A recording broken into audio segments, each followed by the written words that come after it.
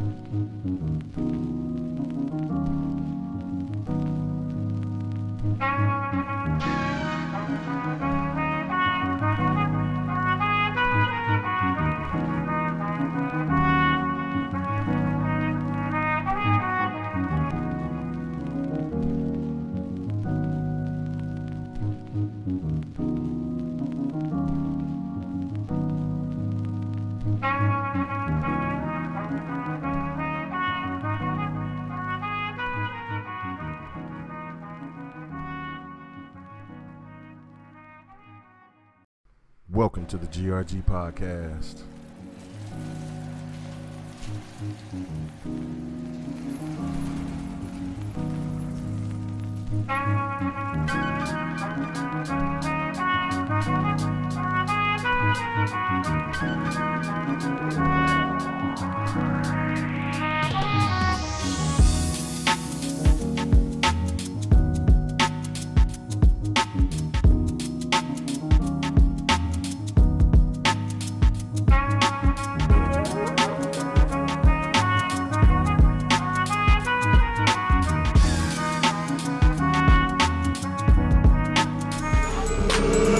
Welcome to the GRG podcast, where you get all the latest gaming news, hot topics, and more.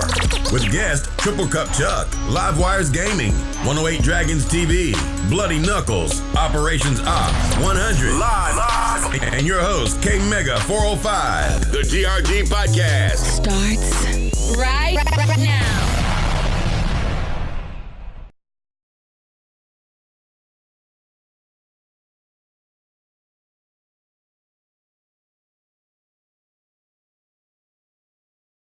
Get this done. We gotta handle this shit. What's up? What's up? The mic is on and fully charged, ladies and gentlemen. Make sure everything is right. We are light tonight, man. We was over here waiting for everybody to come on, and then all of a sudden a lot of people said that they couldn't come, they couldn't make it. So you know what? We got to do the best that we can to make it with the people that we have. And really, the crazy thing is that my boy Bloody Knuckles and Prometheus from the Zeus, they out there doing a damn thing out there in New York, and they come to hang out and do their thing. So y'all see them up there at the bottom left hand corner. Man, I'm going to go ahead and say what's up to y'all, man. What's going on with you, Lemon? Life is good, baby. Or fresh off that Comic-Con 2019, we in this Airbnb, my man, Bloody Knuckle spot, having a good time. We throwing back some adult beverages tonight. Suit up, people, because we taking off. Let's get it. Let's go. And then also, my man, you know what I'm saying? I'm telling you, you guys need to do a show together. Y'all are like the odd couple. Like, y'all just don't mix. But the fact that we all hang out with one another, and y'all two especially be doing the damn thing, like little nephew and big uncle. Y'all motherfuckers doing the damn thing, man. What's up with you, Bloody Knuckles? What's happening, brother? Oh, you already know what it is. I'm rocking over here in the NY.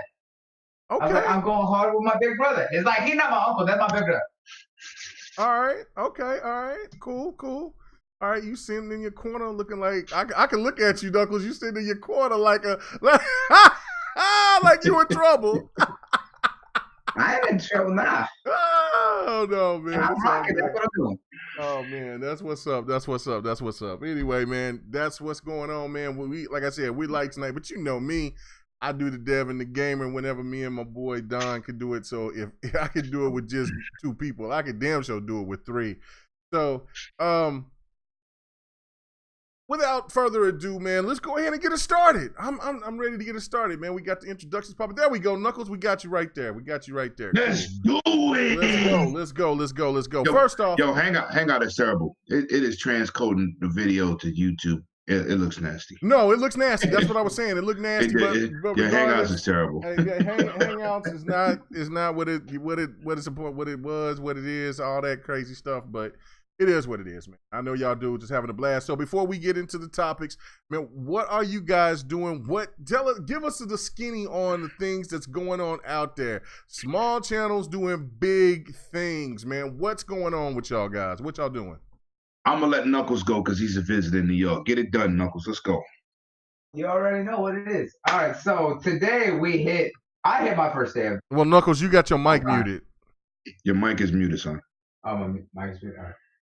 All right, hopefully this better. Come on now. Come on. All right, so straight up, what happened... Shimon! We can't hear you, Knuckles. What are you talking about? They can hear you, but your mic on your side is muted. So I can't hear you in the podcast. You can't hear him? Okay. Yeah, I can hear him now. All right, there we go. Like a goddamn eat mine. All right. Basically, so today was my first day of Comic-Con because I got in early today, which is really late. But man, I tell you something. New York is beautiful. It's crazy. The convention center is huge. I'm talking massive, and they have stuff all over the place. They had panels for the new season of the show coming out on HBO. We get double feedback. The new they had everything. We're getting double feedback. They have new Castlevania coming out. Okay, so maybe you need to mute your mic. Go ahead, mute it. Everything. Go ahead. Hey, mute your mic, Lemon. All right, is that better? I did mute my mic. My mic been muted. Look. I did mute my mic. My mic been muted. Look. All right, so that means we got to use one. All right, so that means we got to use one. All right. Y'all, just use one mic. Go ahead and one off of 108's mic. Go ahead. That's all right. Look, we're doing it live. I love it. That's what I love it. On location. All right, I think y'all good now. So the way to do it, man, is that that's perfect. There's so many booths that has such a big presence. I mean, you have all the Funko stuff like you would imagine. They have a big anime presence, Funimation's here, Crunchyroll's here, Loot Crate's here, showing all the good stuff. They had a big game presence. Square Enix here showing off the new Avengers game. And then, of course, the game that me and Lemon got down on, the new Predator game coming out on PlayStation. So we killed in that. Got some special Predator shirts because, we won because we're unstoppable. What did y'all think about the new Predator game? It was fun. It's really cool. It's interesting. The 4v1 aspect of it is cool. We didn't get to play the Predator. We're actually the squad team. But the fact is that you're doing objectives and fighting enemy AI and having to fight the Predator at the same time is crazy. We didn't kill the predator. We actually made it to the chopper.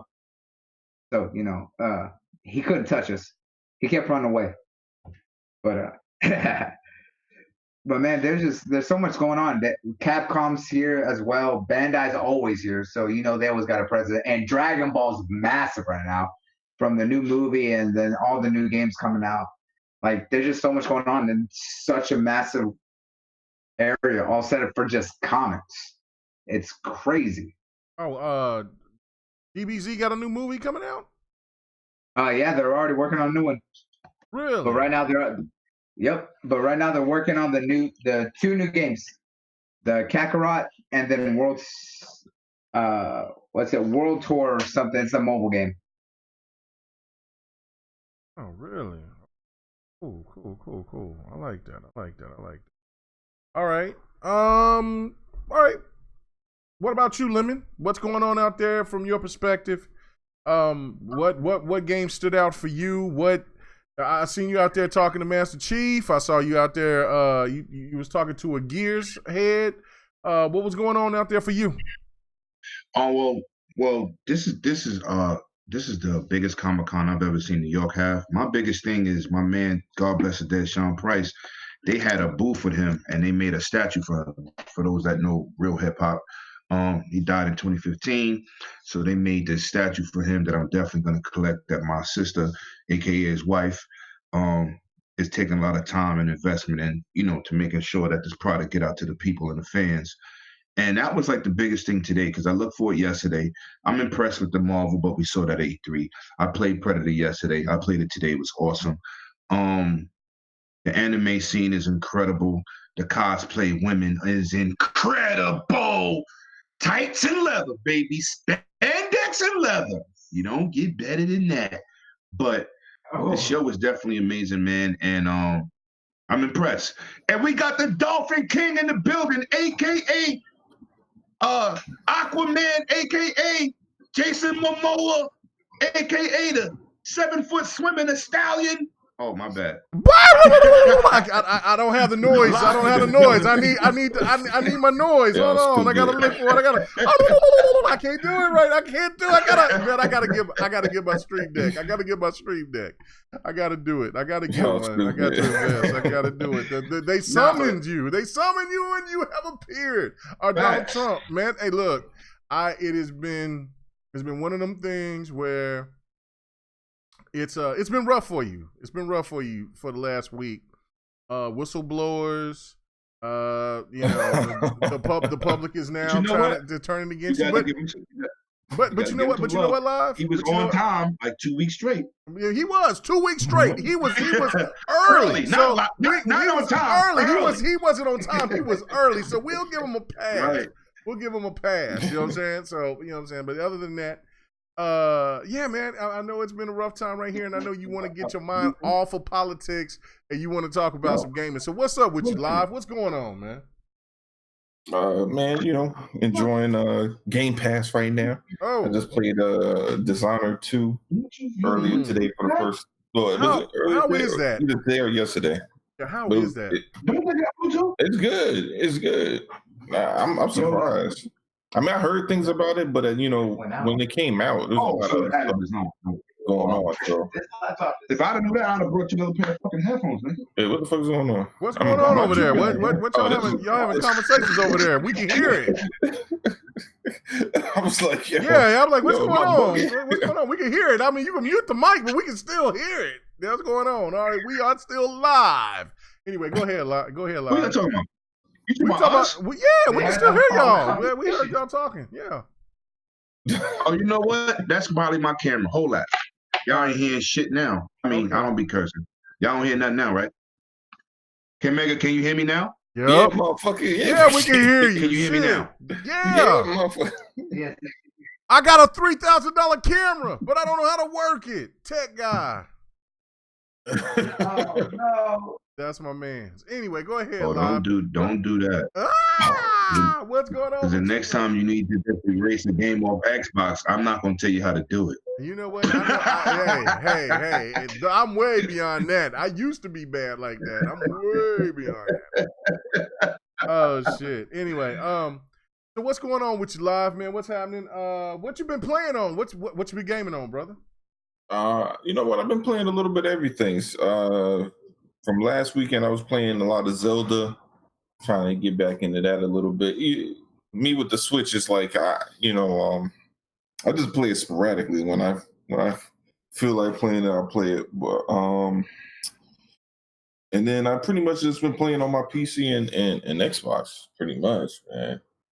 Playing Gears here and there. I mean, it's just been rough, man, because I'm on this new diet, man. I don't know if y'all ever switched to a protein diet before. But one, you be hot. Nope, we don't do that. We don't do that around here. No, sir. No, I've been started it. I've started it, yeah. So no, I know. Oh man, listen. Like, so I'm going. And he's like, all right, so all you can eat is steak, chicken, and more steak. I said, word. I fucks with that. So it's what is it? Keto diet? I forget what they call it. It's on. Yeah, so I know what you're talking about. Just all protein. Yeah, it's mostly protein. Don't get me wrong. You can have carbs, but majority of your diet should be made out of protein. Yeah, should consist of protein. I'm starting. So you're gonna be sweating. Mm-hmm. You'd be hot for no reason. I'll be like, yo, I think it's supposed to be cold in here, but I'm hotter than a motherfucker. And then I wake up. If you don't drink enough, you wake up with a headache because you're, dehydrated and shit.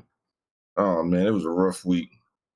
And then I'll be running to the bathroom in the morning because you got to piss all the goddamn time. Yo, this shit is crazy, man. It takes you a while to get used to. It does, man. But the one thing is like, because you sweat all the time, it feels like even when you sitting down, you just burning calories. I don't know why that shit is, but it just feels like your body's always working. And I don't know. This shit is wild shit, though. Yeah. But I'm losing weight, so I ain't complaining. But man, you already skinny. What you need to lose weight for? But you don't want to be skinny, but it got the you know what? That's the one thing about that. See, you know what? As a big guy like myself, when I hear skinny people that's still trying to lose weight, that shit that annoys me because I'm like, look, it's different though. It's crazy. Like, what are you doing? What are you doing? No, it's different. Cause one, you were always big, and it's different when you, and it's different when you're you're skinny and carrying weight. Yeah. Like I wasn't always big. But I'm saying, but you know what? Okay, Mega. You know what it affects? Hey, Mega. Don't take that. Don't. Yeah, I know. That was a side shot. That was a slide shot. Like you was born out the womb always big. What the fuck are you talking about? No. Well, yeah, listen, man. What's what, bro? That's the second time this week somebody done attacked your weight. I know they talked about my waistline. I will not tolerate people talking about my waistline. We not having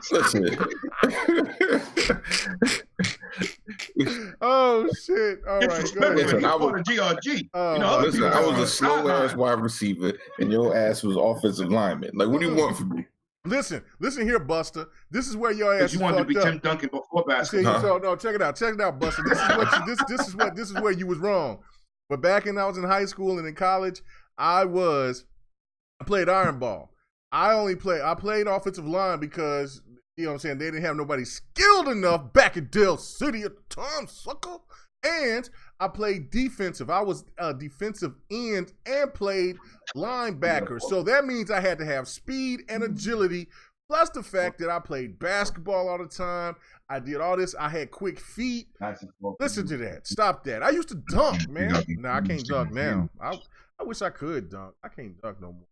That's I've got no. But anyway, regardless of that, you won't disrespect me like that just saying I was on the O-line, bastard.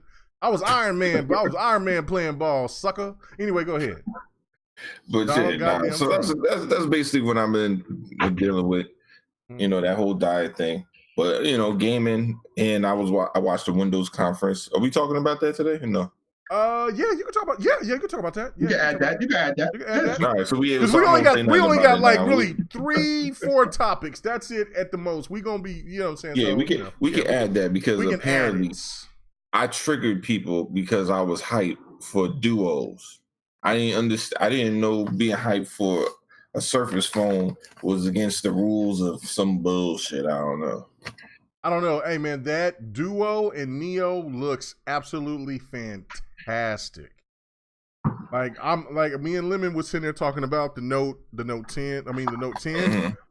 Yeah. And how like we're both Note fans, and I'm just not ready to spend $1,100 for a phone.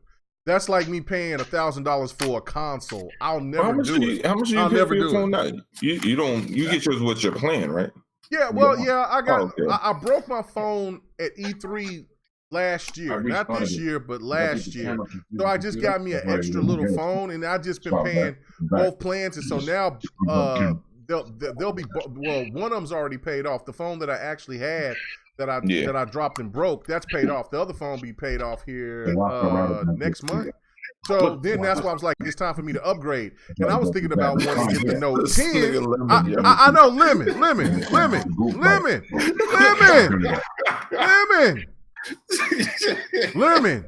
what are you doing? We can hear you. Again? Yes. Yeah, at least unplug your mic. Just unplug it, though. It's coming through the computer. I'm going to fix it. Hold on, I'm going to fix that. I'm like, man. I was like lost for a second. Look at that Predator. That's what I was saying. Like, Fred came in, he was like, what the fuck Predator's is like, going on in this bitch? Right? Fred hit me up and said, hey, man, you need some help? I said, yeah, Can you still hear me? Yeah, we can still hear you. Hold on. The whole world can hear you right now. Yeah, the whole world can hear you right now. You hear me now? Yeah.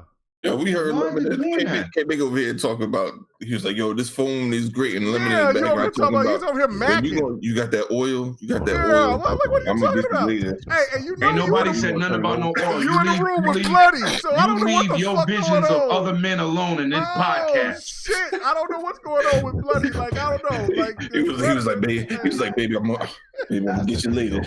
I don't know if the. I don't know what I'm leaving and coming back. I'm gonna be all in my conversation. That's all I know. What's going on? That's all I heard. I'm like, what's going on? And Bloody quiet and shit. What's happening? I don't know anymore. I don't know. Like Bloody sound like a victim. He sound like my boy Lemon's going to fucking R. Kelly his ass. What's going on? He's like, I don't see nothing wrong. No, we ain't going that far now. God damn it. I ain't no high school girl. A little I ain't into that shit. Yeah, college girl. Fuck that. I ain't no kind of girl. He said he's into what's Knuckles, why you looking so sad? What's that? On me. I ain't fucking sad. What's the Japanese Hayate? What are you talking? The anime. About? The anime stuff. The anime stuff. What's called Hayate? Hayate? Hentai. Yeah, that's what it's saying. Lemon's like, I don't see nothing wrong. Nah, see, it's not hentai until there's tentacles involved. Oh shit. Oh, okay. I didn't know it was that specific, but okay. Thank you for schooling me on that. I know. So what's up with you, Fred? I'm over here trying to be good. Y'all getting fucking wild. I'm not even being the one wild right now. Hey man, we heard baby oil in the background. Well, that's what's like Lemon. What the fuck?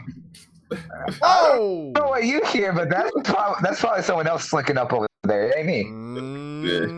Some people talking about baby oil. The other person was talking about. Listen, he was like, I'm over here just trying to talk about the goddamn phone. Y'all talking about baby oil. What are we supposed to be talking about? We're supposed to be talking about games, but I guess tonight we're talking about. I'm trying to talk about alternative lifestyle. I'm trying to talk about that Surface Duo because Microsoft just low key released a handheld console. That's what I'm saying.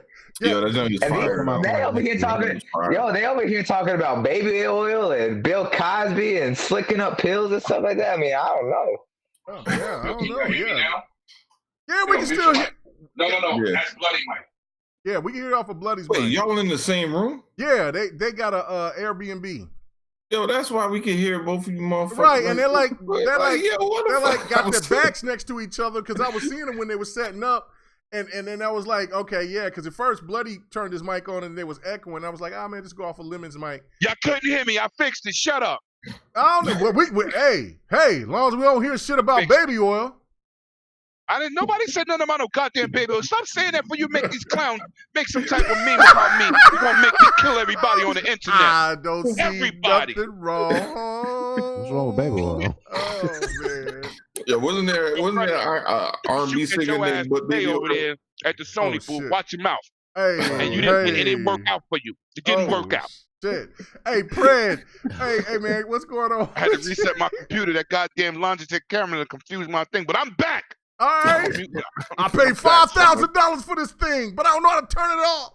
Anyway, shut up. Goddamn window.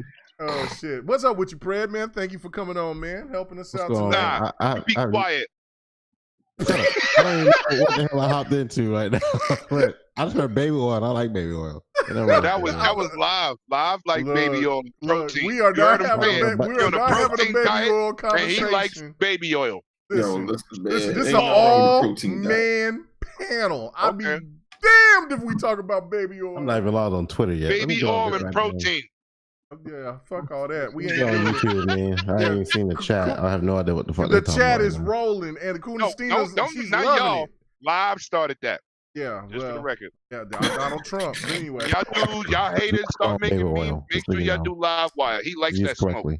Hey, listen, do you know it? Motherfuckers don't bother me. Oh, look at these late motherfuckers coming in tonight. What's going on? The rookie of the year coming in. You ain't the rookie of the year. Bitch, you are nothing more but the intern now. You've dropped like five stories.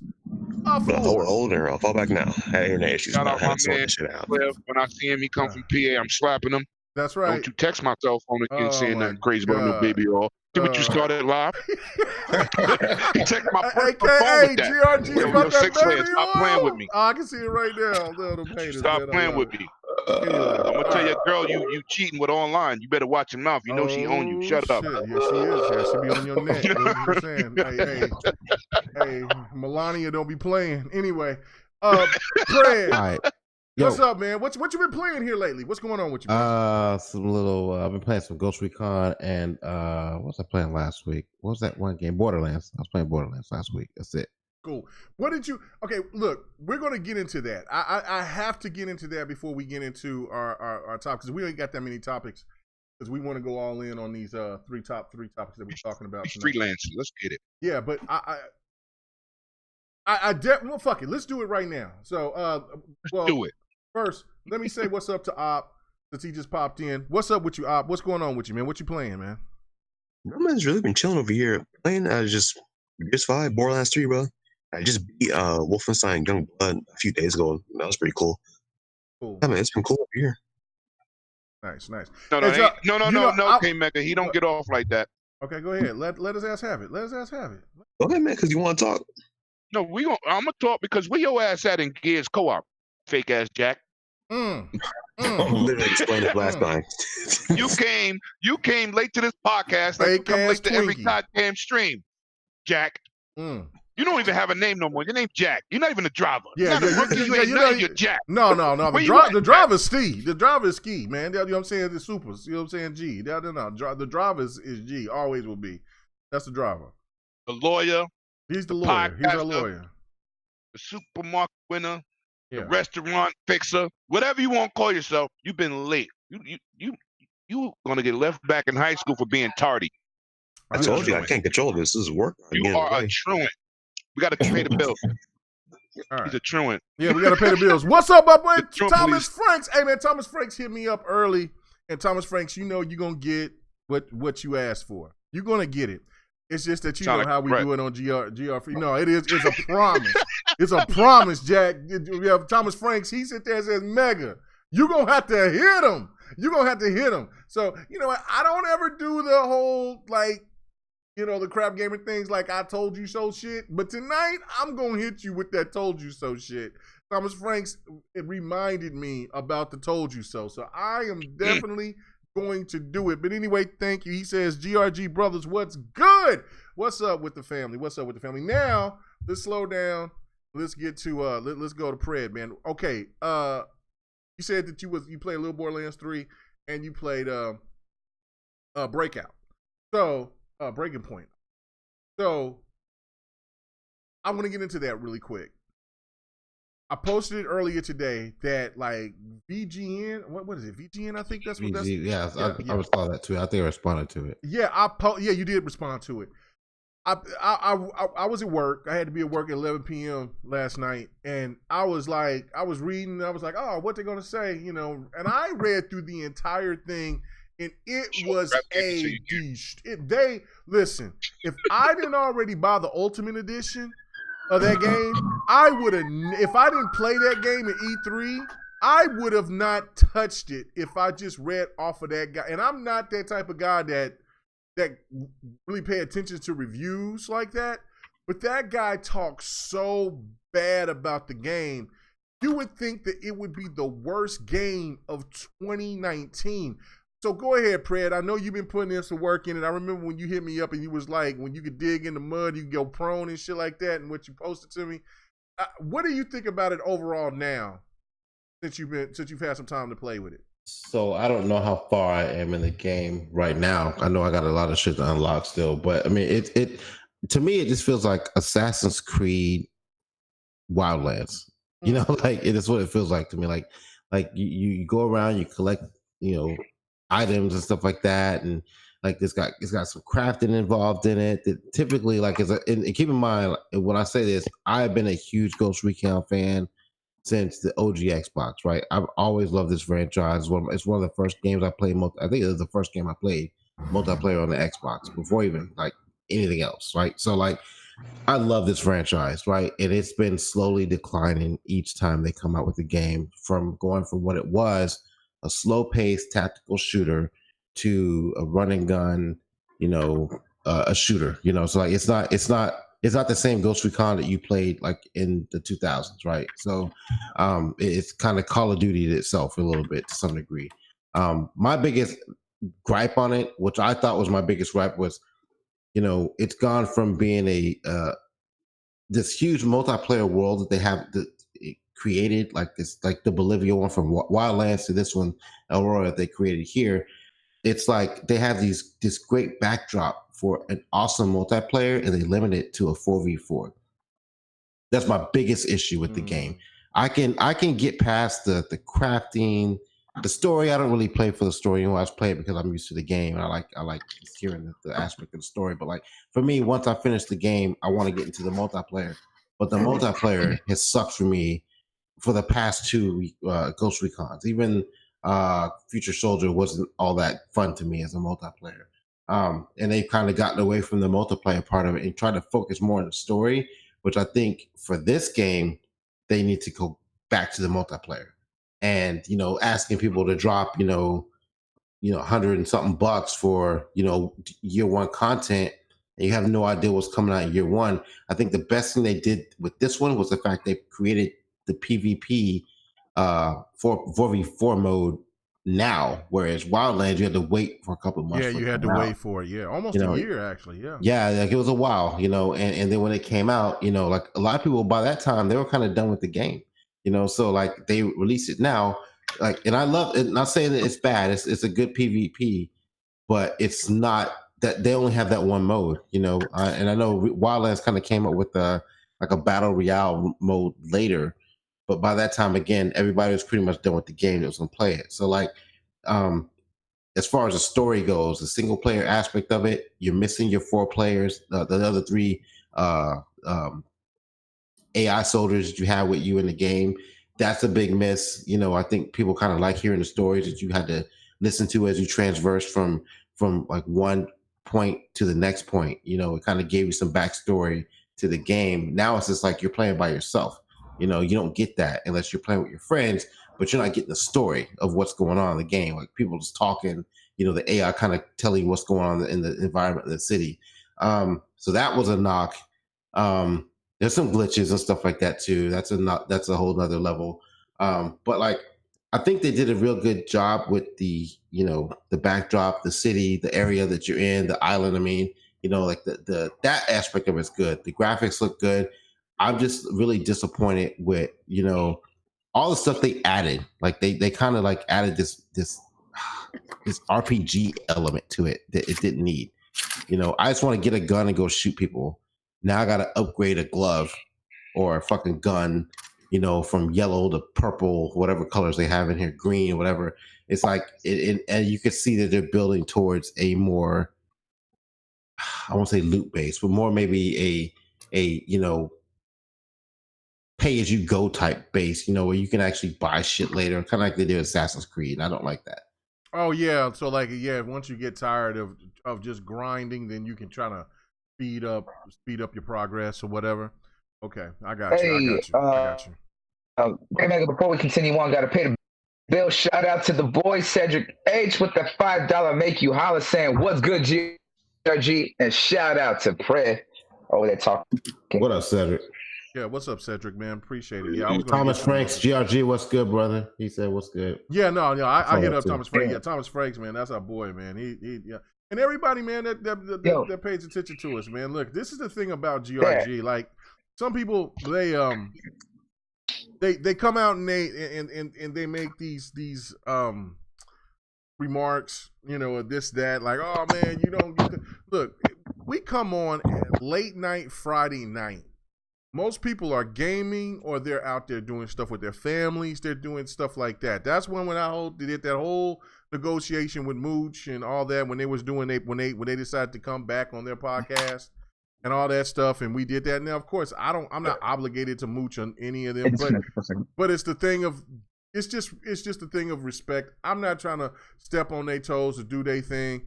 And when they were gone and they decided to come back, Mooch was polite enough to ask me, hey, look, man, can you back up a little bit so we could do our thing and then y'all could go back to do and y'all could do y'all's thing. It is what it is. So it's not like, what I'm saying, that we expect to have 130, 40 people a night. You know what I'm saying? The one thing about with this podcast that's fantastic, and I have to really give a lot of credit to the listeners, is that people listen to it later. Like, I get a lot of hitbacks where people say, man, I was at work, man, or I was working through the week, man, and I had to catch up on GRG during the week, man. Y'all had me rolling, whatever.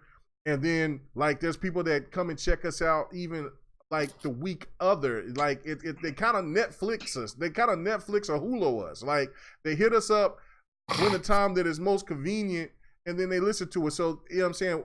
It brings positive views.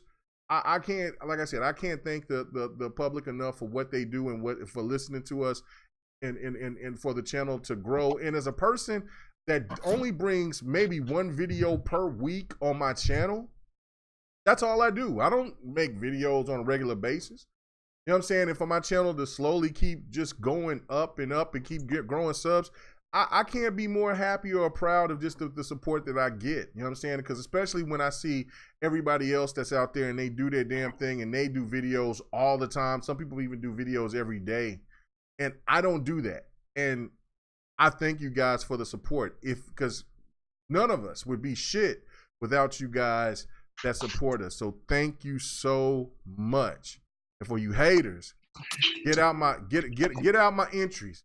Get out of our shit. We doing our thing. GRG ain't going nowhere. The people ain't going nowhere. That's it. All right. Now, everybody had the world's violin for that situation, and you got some Kleenex and start crying. Yep. Start crying. Yep. You know what I'm saying? That's it. Yeah. I hope I got y'all Han Solo crying moment on. You got bodied in the last Star Wars. I appreciate all the listeners, man. You have no idea how much I appreciate the people that pay attention to us, man. I mean, the growth of the people that's been a part of the podcast beforehand when they were on the show, or if they're on the show now, like, you know what I'm saying?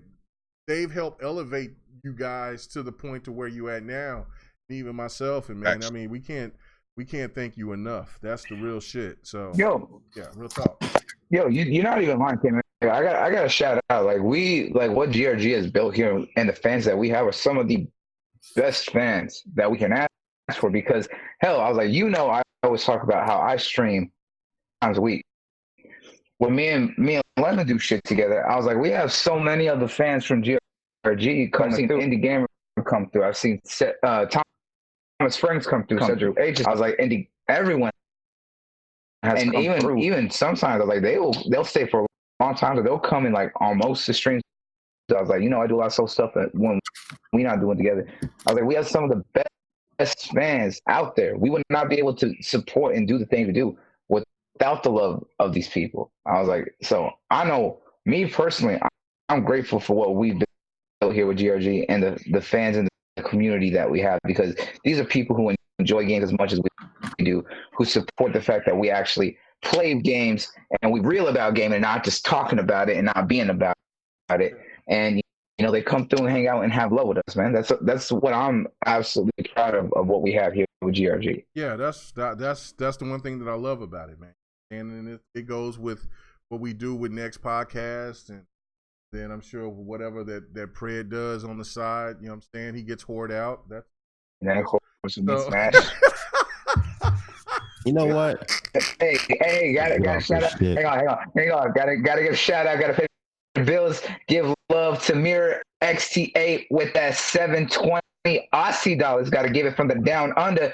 Saying thanks for another great show, guys. Today is chilly. Oh yeah. Can't make it your old ass. Don't your balls drop to your knees and make your knees hurt. You know what? Don't talk about my balls. Don't talk about my nuts. Yeah, I'm older. They hang.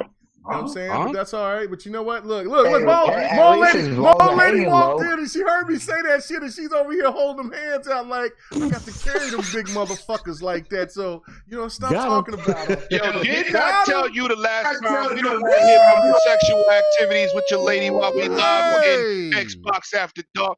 We don't want to hear that. It's a PG-13 show. Y'all rated X. I got my country girl walking up. Y'all PG-13 now. My bad.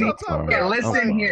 We all know that his sexuality right now with his wife is where he goes into the bed, he slaps her ass, she farts, he passes out because she's already dead asleep by the time he gets in there. Yeah. Now we got old now. I mean, we ain't old. We in our prime, as they say. But you know what I'm saying? Yeah. But now when you working 13, 14, 15 hours, you hit that age. Ain't nobody going in there trying to rock draws like it's 2000. Fuck that. No, it's got time to go to bed. I got to go to work. Speak for yourself. Yeah, speak for yourself. Shut your old ass up. Don't let me talk. Let me tell your police record in L.A. Oh, shit. Don't do it. Everybody got quiet. Yeah. Sitting there, sitting your ass on that couch. Hey. Let me this from the Zeus. What? You know what? I'm not doing that. I'm going there, dog. I ain't going there. Zeus. Where you I was behaving myself. All right. Let's get in these topics, man. I want to hear these topics tonight before I go to bed. We barely even hit one topic. We barely talking about we talking about kid niggas pants off dance. So I don't want to talk. We talking about kid niggas hanging nuts. He come in here. When you walk in here, Fred, you already knew what was going to happen.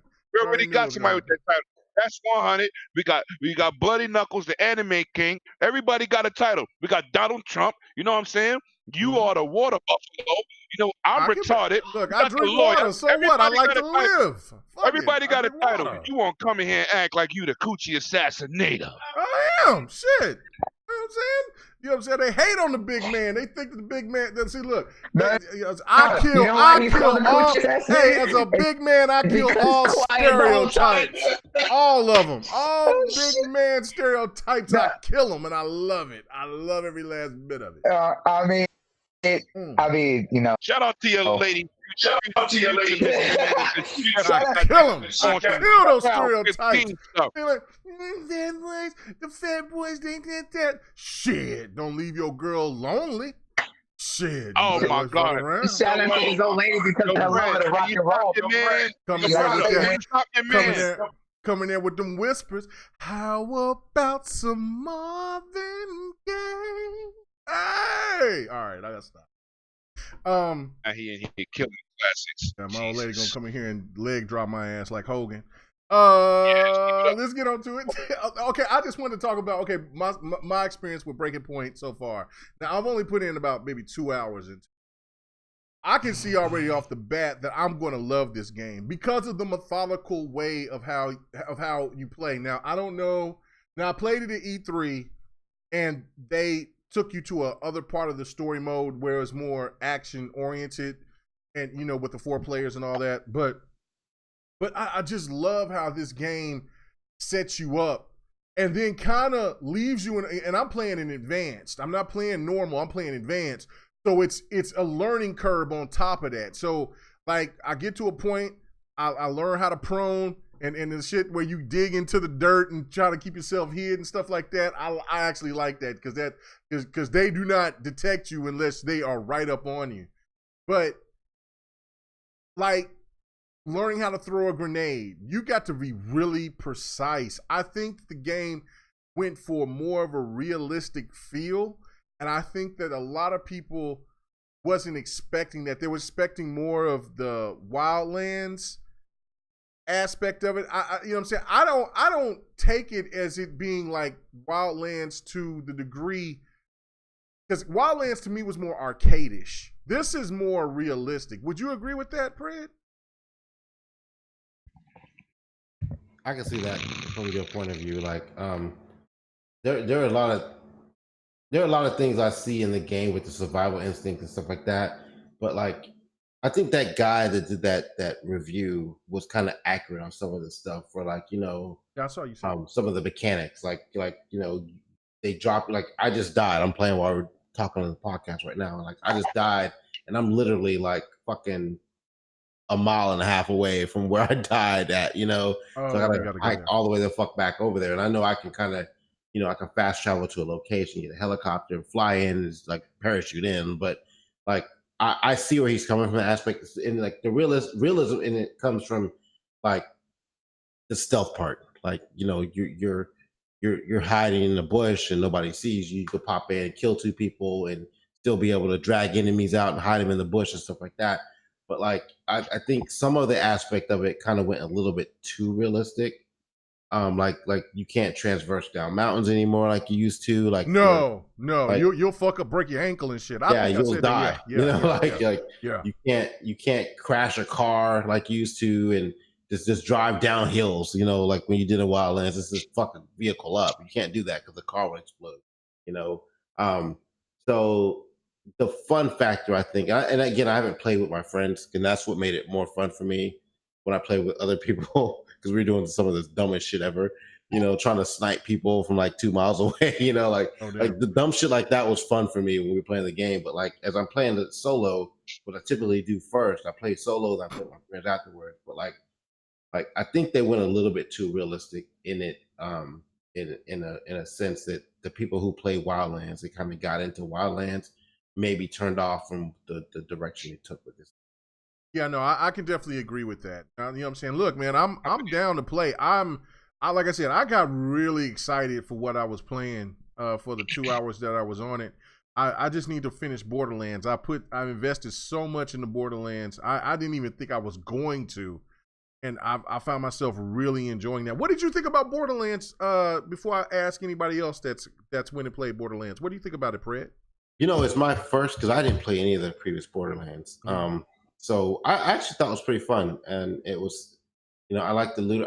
The thing with Borderlands, especially if you're new to the franchise, you don't understand the weapons, like what they do, and like what you're switching out to. Like, you just look at the numbers. Oh, this is higher than the next one. Like, that was my biggest thing. I had no idea what a good weapon was in the game, you know. But I played it all the way through. I beat the story with some friends. But I still had no fucking clue what I was doing. I just followed the story, like what was going on in the story. But like, I just picked the best weapons I thought at the time and ran with it. But like, there's so much shit to do in that game, man. Like, huge. There's a lot to do in that game. And as I was talking to people, one of the guys I was playing, he's like a diehard, you know, Borderlands guy, and he was just like, you know, oh, get that, put this on. I'm like, I don't have a fucking clue what this shit does.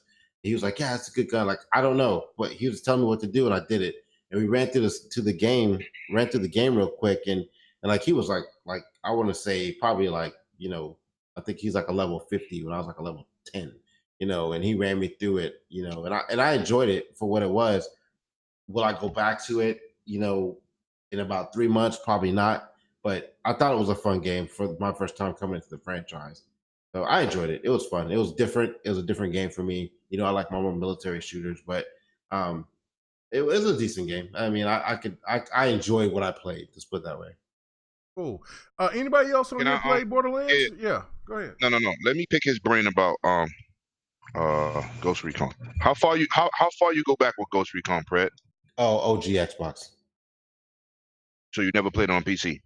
No, well, I played Wildlands on PC, but not like the old. No. I ain't talking about I'm talking about the original game before they hit console. I tried it just to see it, but I wasn't a fan of it. It was hardcore, right? Yeah, it was like really tactical. Yeah, like super tactical. That's where Ghost Recon came from. That's why I started. That's why I started playing Rainbow Six before any iteration on the OG Xbox. Now I played. Let me see. I played Island Thunder. Like that's all console. Yeah, that's all console. So that's far back as I went in console. I come from the 90s. Yeah, I played that one. I know which one you're talking about. I played that one. I can still have it downloaded. And like because I didn't know what to do in the game. It's hardcore.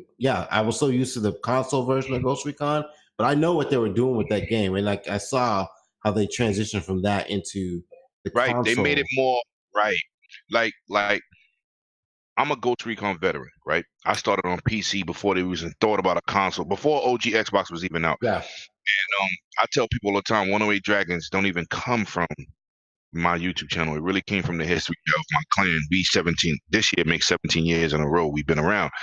I used to tell my dudes, when this came to OG Xbox, I said, listen, there's a game, being that we hardcore players that y'all will enjoy. There's two of them. Dudes is like, what are you talking about? I said, there's Rainbow Six, but they were simulators, like Battlefield. Battlefield is not really an arcade game. Now, I'm a Ghost Recon vet. I don't like Wildlands. It's arcadey. Yeah. I like the new one because it's bringing back the serious elements. It's like playing Rainbow Six Siege.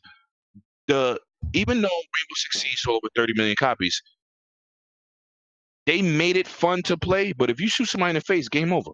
Yeah, you're done. That's what's always been in Ghost Recon. Wildlands, I hated the multiplayer because I don't know it to be arcadey. Yeah, I enjoyed Predator stuff. I loved it. I bought it. Yeah. But it was more fun to play. But that's not what Ghost Recon is about. It's a simulator. Yeah, and you know what? Before you start, let me tell everybody out there who's never played this before, maybe they're not understanding. Like, if you turn off everything, right? Turn off the mini map, turn off all that shit, all the play that way. That's the way you want to play the game. Right? Like this that takes the arcadeness out of it. Like there's no indicators where enemies are, none of that shit. Because I was playing at the beginning like that, and I was like, let me turn that shit off. And like Wildlands was the same way. It's so much better. It's so much of a more experience for you to play it that way because it's so more difficult for you. So I don't really knock the arcade style because they're trying to get a more general public in the game. But that's not the foundation. It's like all of a sudden Dark Souls add an arcade element. People ain't gonna go for that because they have a hardcore niche crowd that follow that game a certain way. And I figured, Ghost Recon got away from that with Wildlands. Yeah. Wildlands is incredible. It looks beautiful. I'm not knocking the game, but that's not what Ghost Recon players want. They want the simulation side, and it looked like they're trying to move back into that. That's what but it's not going to be for everybody either. That's what I was going to say, was that I think maybe that there's been people in their ear that's saying, I want this to be more simulated instead of arcadish. Wildlands, look, I enjoyed the hell out of Wildlands, like going against the Predator and all that. That's really not dope. Recon. I love the aspect with the taking down the drug cartels and all that, but it seemed more arcadish compared to this. I like that. It's like Call of Duty versus Battlefield. You can go in there and run and gun, and I like the fact of where you can go in there, you can run and gun with this particular player. But I found myself picking the Panther because I'm like, I kind of like sneaking up on stealth, you. Yeah, I like kind of like being up on you. And I love going in and putting that blade in their ass, like, and I'm like, I'm like, man, that's what I'm saying. Like, I got really excited with it. And for them to just dog this game out, like, again, we're talking about, reviewers that just seems like they don't get it. He's not a Ghost Recon dude. Yeah. I read it. He actually said that. He said he didn't like Wildlands either. He's not a Ghost.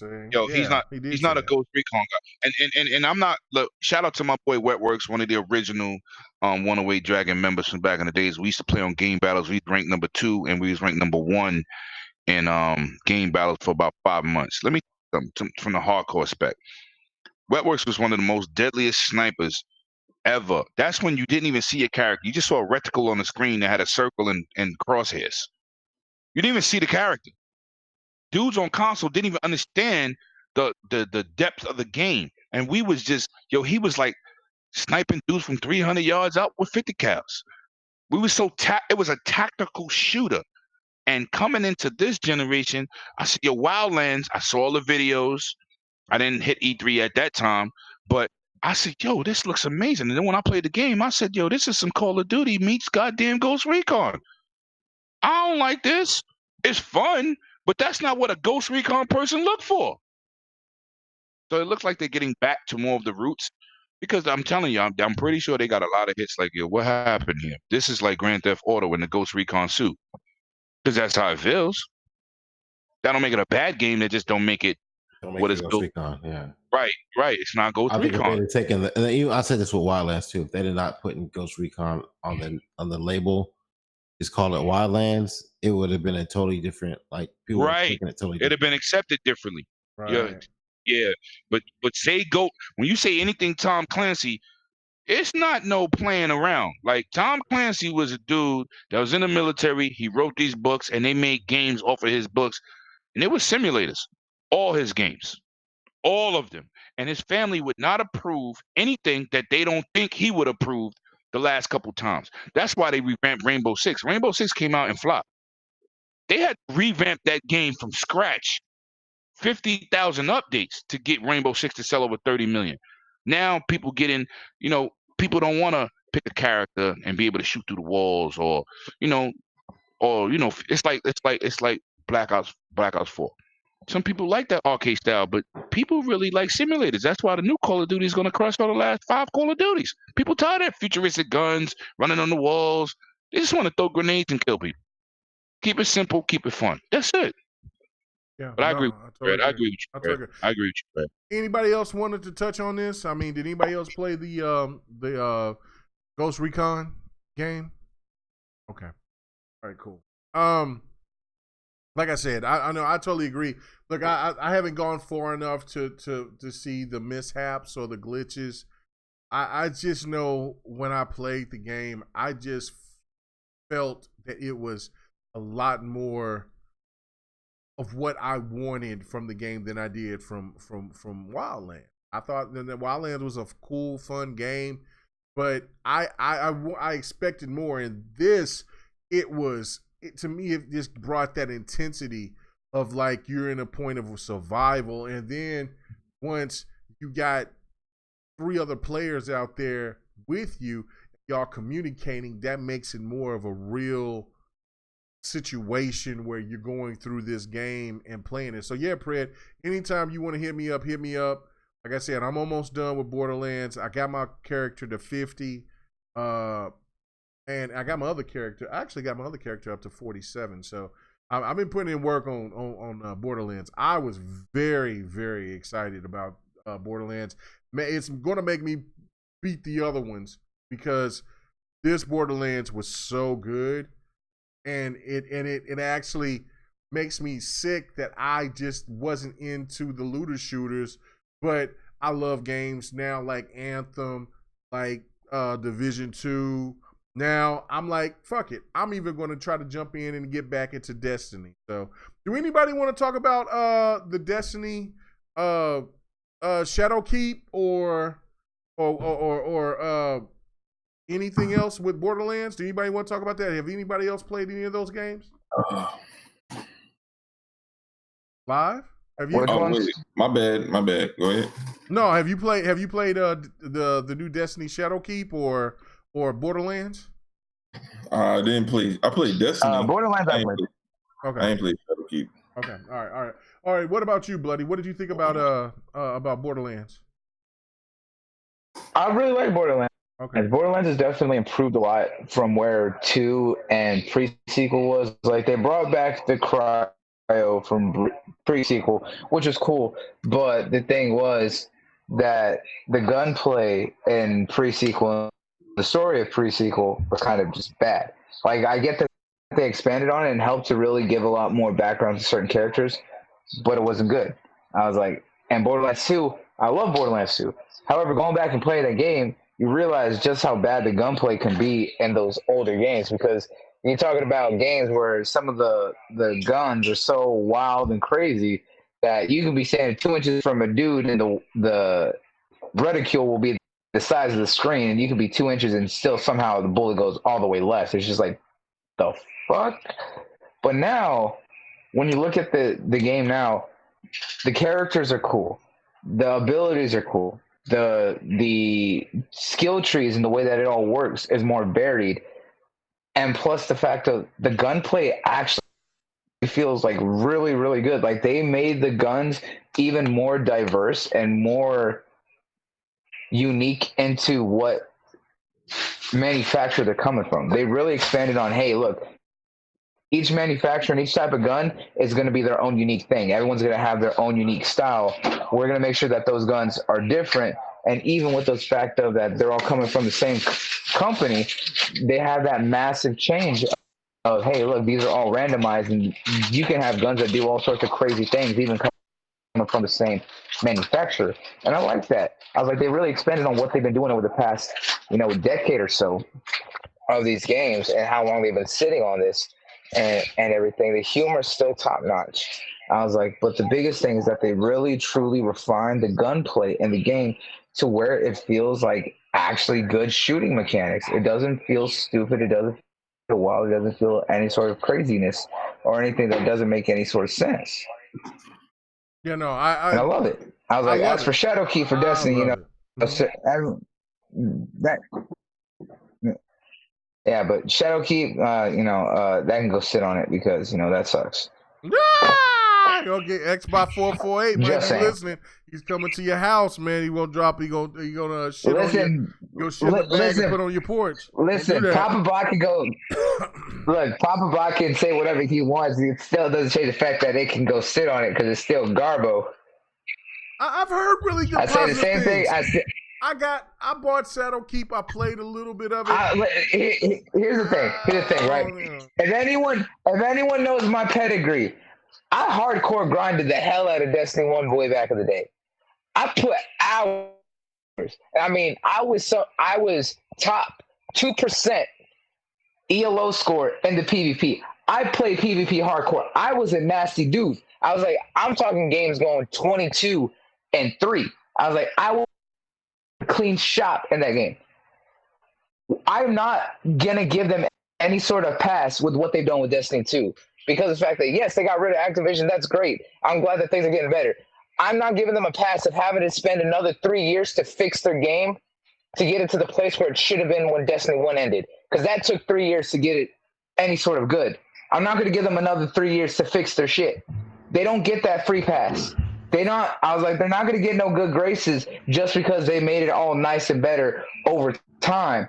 I was like, that's where it should have started from the get-go, not revert back to where it started 4 years ago and then spend another 3 years of building it back up. No, I'm not giving them any sort of good graces or anything. I was like, a lot of people have love for Bungie. I don't have love for Bungie from the Halo days because everyone knows that while I respect Halo, I was not a diehard Halo fan. I didn't have that kind of nostalgia or sentiment with them like a lot of others, but I did like what they did with Destiny. But I'm not going to give them a free pass of spending another 3 years of getting it where it should have been 3 years ago. Well, let me jump in real quick. First of all, I don't know how many of y'all really know what Borderlands was about in the beginning. It was about a team with $200,000, small group of people. They made a game. They didn't get really no money for it. They made a fantastic party game, a looter shooter of its time for 360, which catapulted the whole looter shooter generation. That's a fact. Number two, Borderlands, they was given a bigger budget, and it wasn't a major budget, but they was given a bigger budget to operate a little bit better. They had a little bit more space, and they put a little bit more guns, well, a lot more guns. It was like, I think 1 million or 2 million or 3 million combinations of guns. But the last Borderlands, with the big budget that they received to make this game, they put a lot into the gunplay. And everybody starts somewhere. You know what I'm saying? Everybody can't start off with $50 million budgets, so we can't criticize the game. You know what I'm saying? The gameplay's excellent. It looks excellent. It's one of the real games that's really pushing the X with that 4K HD aura. But, you know, we can't sit here like my man Bloody just did and assassinate a small team that came from nowhere. And look where they at today. I mean, I can agree with that to a certain extent. I mean, I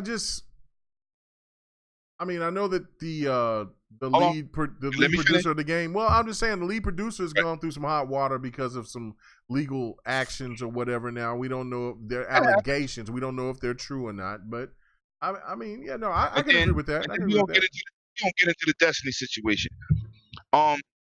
It's not about giving nobody no 3 years, Bloody. You know I rock with you. But those games grow with time, with content. Warframe. Wait, let me finish. Warframe, Borderlands, Grand Theft Auto, Destiny, Halo, Rainbow Six.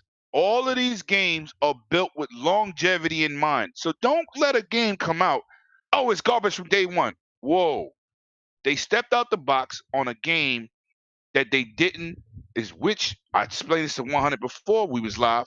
Those games are not really known to be on console. Those are PC style games that get content over time and develop and grow better. We all know World of Warcraft was the biggest thing smoking for about 15 years. But what did World of Warcraft originally start with? It didn't even have trees on a level. It was a long, bland texture with characters.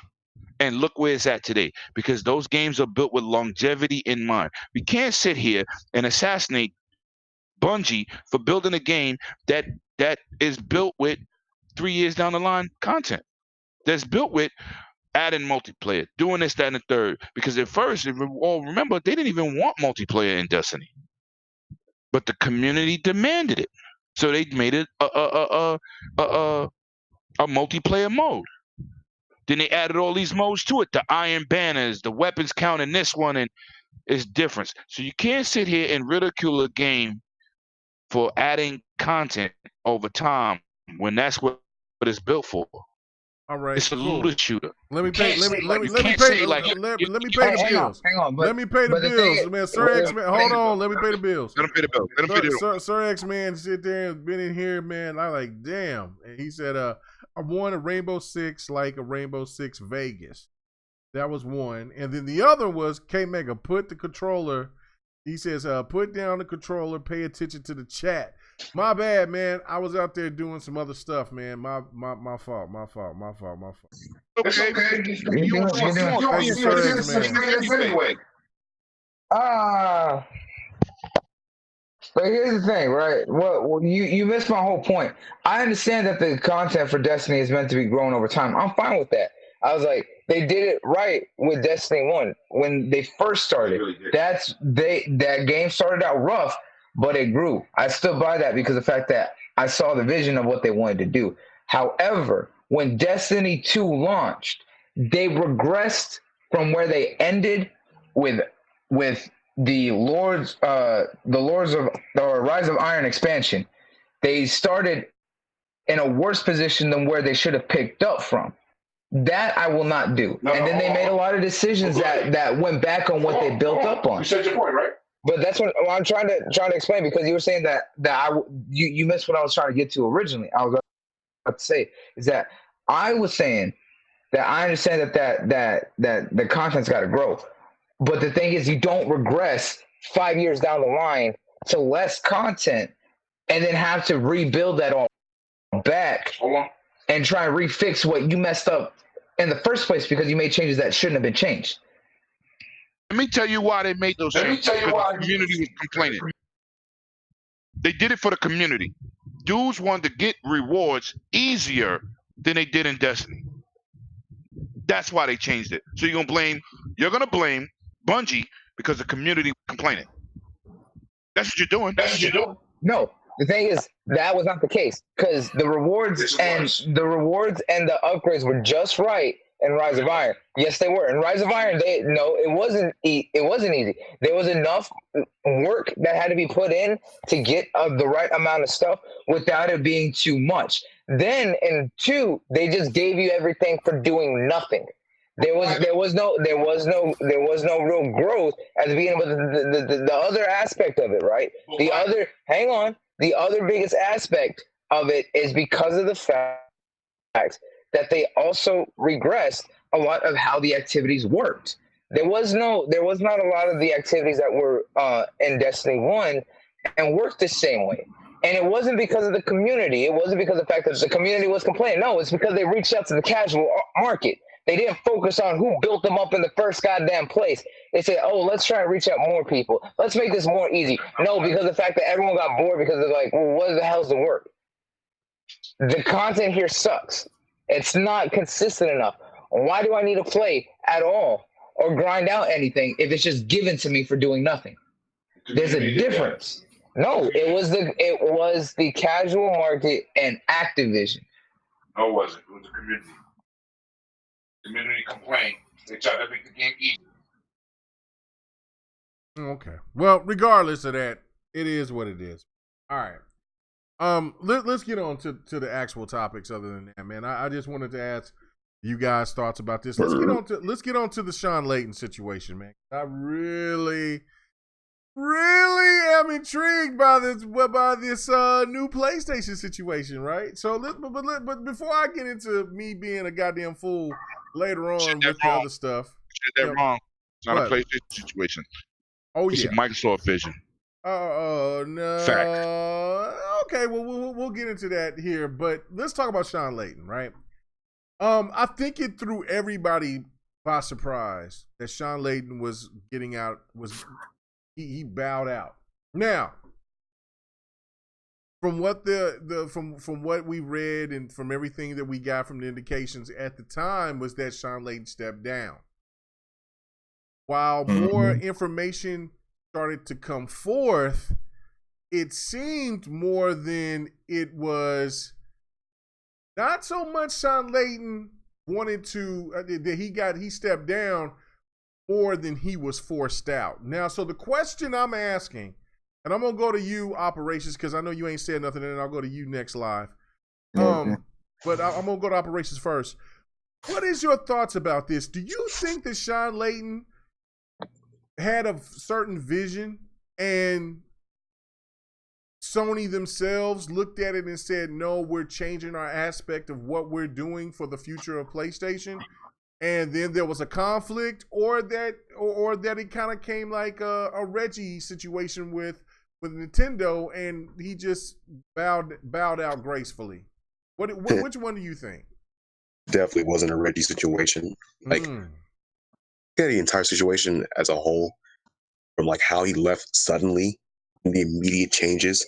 One thing he was, I guess, the biggest against. I guess he never publicly stated him, but like from just how he handled PlayStation, you kind of get that feeling like it was more so of, I guess, older strategies of keeping it how they used to do it from the past. Initially going the streaming route. So see him leave immediately to have those two initiatives revamped or get changed right after he leaves shows that it kind of shows he left in bad terms as well. It seems like he was pretty much holding that off from doing that. But with his immediate departure, I guess Ryan? That's right. I can't remember his name right now. Well, Shawn's departure allowed him to actually finally initiate those two things he wanted to do from the beginning.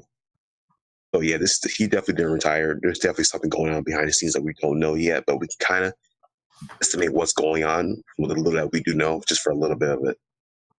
Yeah, this whole situation is crazy, man, because like over the years they've lost a lot of people. I can't remember the exact amount. It's like 14 or so. In 7 years, they lost that many people, I believe. Like some of them retired, but I won't say some retired, but most of them just left outright. But yeah, something's crazy going on. I'm not gonna get too deep into it because I really don't know too much about it. But like from outside looking in, I'm getting a little worried going on with what's going on over there. Because like for someone in Shawn's position, you don't just leave like that out of the blue, like no remark, no nothing. He didn't even change his like information on Twitter. You know, like no feedback or nothing. Like, it was very cold. Drop out. He just left like that. There's definitely something off that's going over at Sony. Oh, my bad. I'm listening to you, but my old lady's over here being silly. I don't even know what she's doing. Why is she only coming here harassing me? Get your ass out of here. Good night.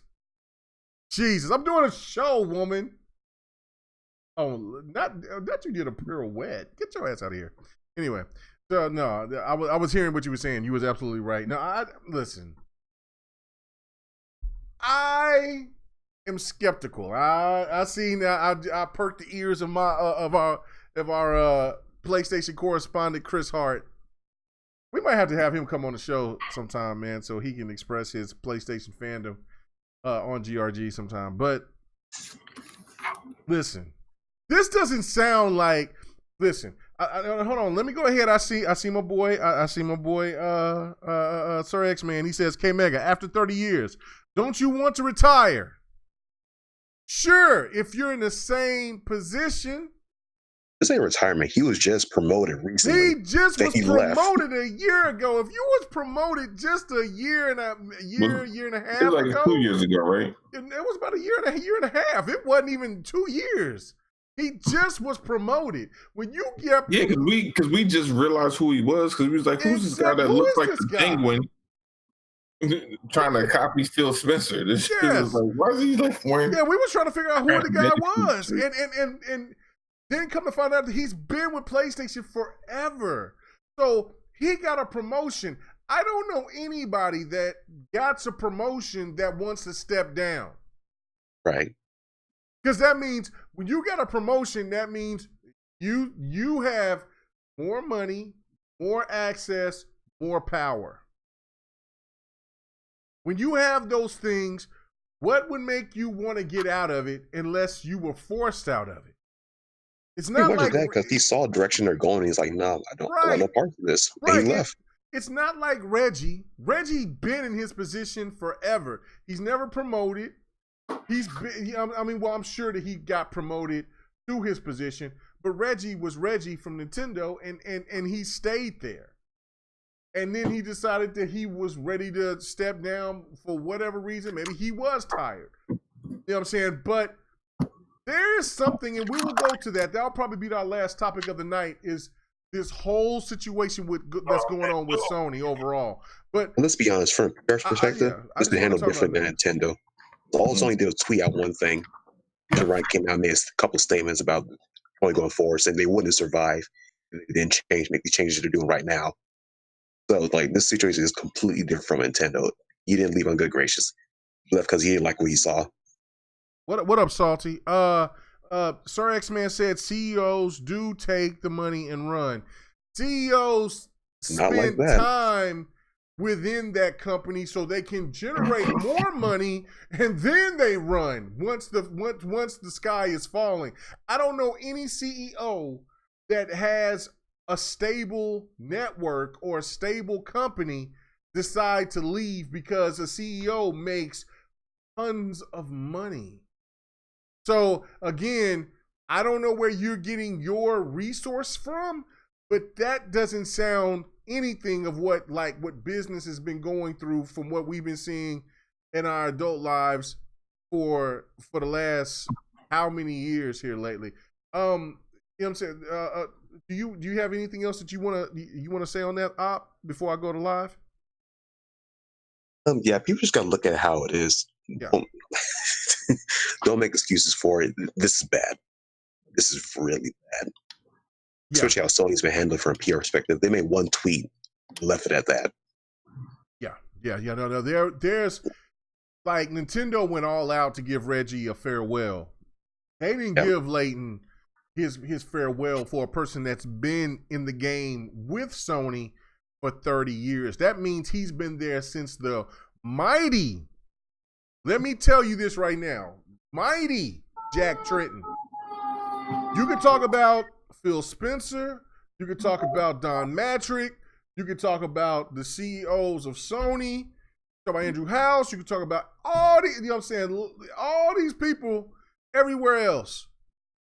nobody was as charismatic, and for me, I can't speak for everybody else, but nobody was as charismatic and had the it factor like Jack Tretton. Jack Tretton was PlayStation. Jack Tretton stepped down.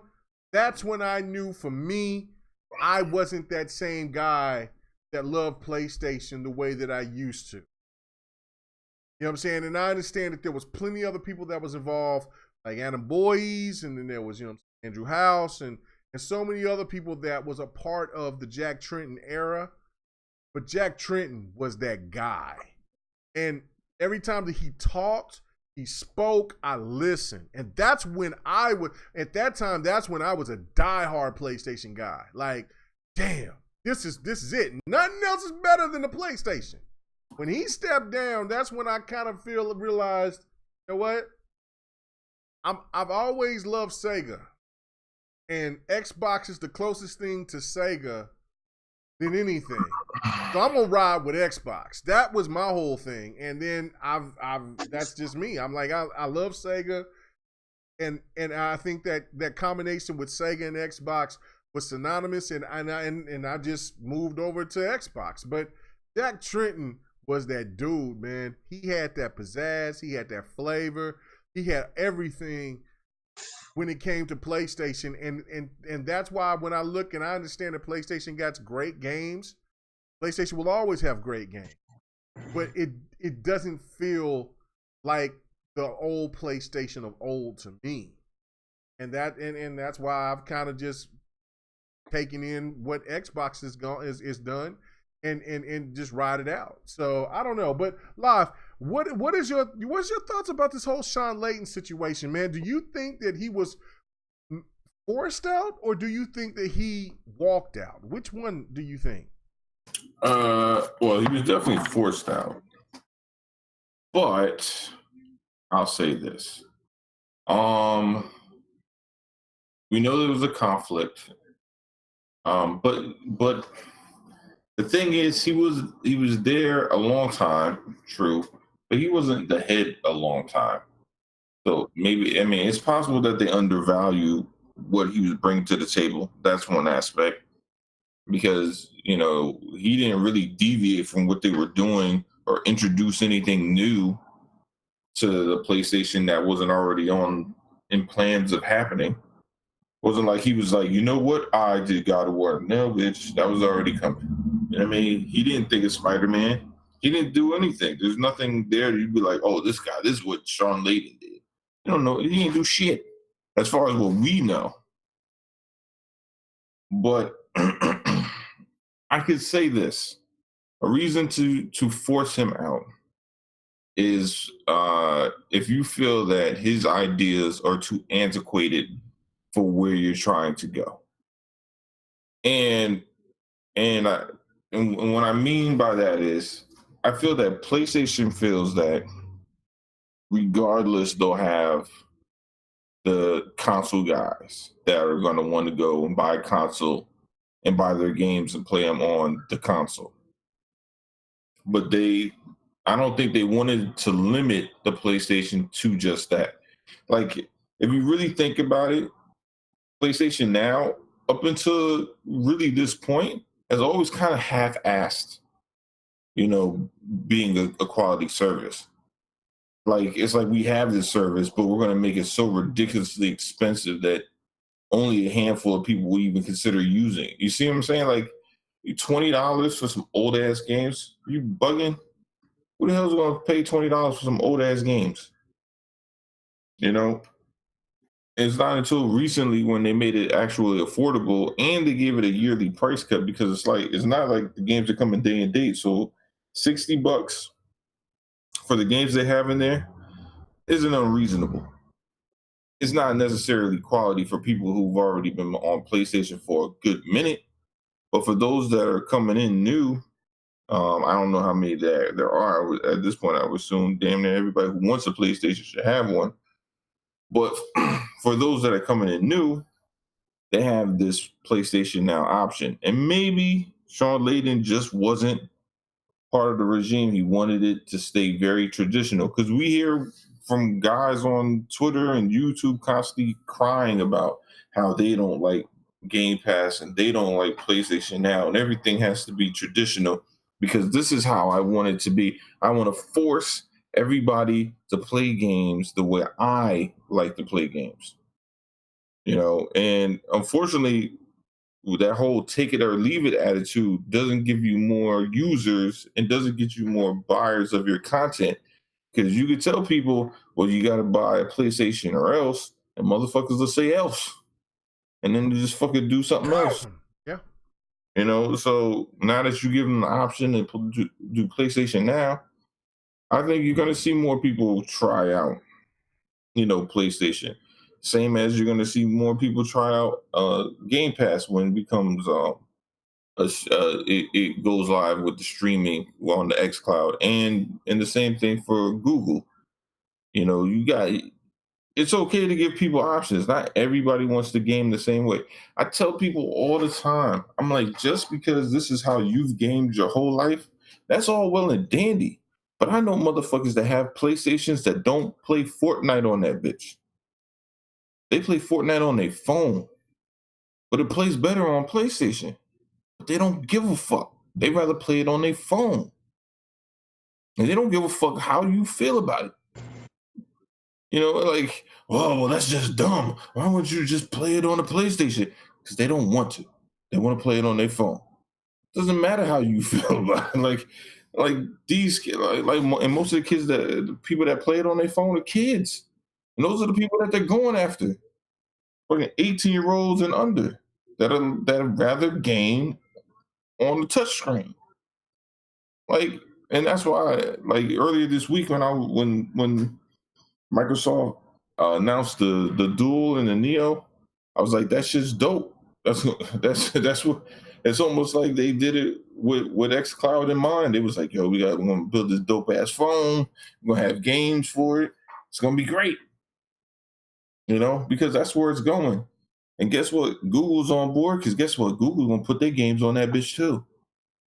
And best believe PlayStation Now gonna be on that bitch too. Yeah. So this whole idea that they're all warned, yeah, they warned, but at the end of the day, they all want to make money. They're not gonna cut off their nose to spite their face just because some console fanboy want to say who won the MPDs. They don't give a fuck about that. I tell people all the time, Microsoft will sit in third place all day if they make more money than everybody else. They don't give a shit. Because at the end of the day, that's a great point. That's a great point. Me and Crap had this conversation yesterday, and that was, and I know that it was, some of that hyperbole, just some of the throw insults type of garbage. But, Xbox is at 33 million consoles sold, PlayStation's at 100 million. It's like what I've said, and I will continue to say, and I'm not a person that really cares about what console, what game has been sold at the highest of utmost high. It's worth talking about on podcasts and shit like that. But as a person personally, I give two shits about if a game sold 20 million or if it sold, 750 million. As long as it made enough profit for where I can get a sequel, that's all I care about. But that was one of the statements that he made to me, and I'm like, don't you find that odd, Crap, that Xbox has been in this second, third place tier from you guys' perspective, and they're making record profit? What console ever in the history of mankind have been in a predicament to where they are not the market share leader or the market leader, and they go all out and they buy multiple studios? They get record profit, and they chart every once in a while. What company that like? This is the shit that killed Dreamcast, because they didn't gravitate because people didn't buy their console. And that was the crazy thing. Everybody loves The Dreamcast. That's the thing that trips me out the most. When you talk to all types of gamers, PlayStation, Xbox, Nintendo alike, they love the Dreamcast, but they didn't go to support it. But when you look at the Xbox from where they're at, and they're not on Sony's level when it comes to console sales and things like that. We all acknowledge that. They've had so many missteps with this generation, but they still produce so much money. Like you said, do they really care about selling their console to that aspect? I don't know. Well, it's crazy. The thing about Microsoft is they're the one company that knows that it's not in their best interest to necessarily be number one. You know, because explain that. Because when you're number one for Microsoft, number one as big as they are, as rich as they are, that's when motherfuckers start looking at them as a monopoly, saying, "Oh, we gotta get these motherfuckers out of there. They're controlling everything." Now, look, now, if you think about it, Microsoft is sitting even prettier than they will want to sitting at number one, because at number three, you have the perception of losing, yet you're buying up everything. So you're making all the money, but Nintendo and PlayStation can fight for the title of having the best games and all that shit. And Microsoft can sit back and just collect all the checks. You see what I'm saying? Like, that's what they care about. I mean, at the end of the day, that's what they care about. And motherfucking Nintendo and PlayStation, they would trade that shit any day.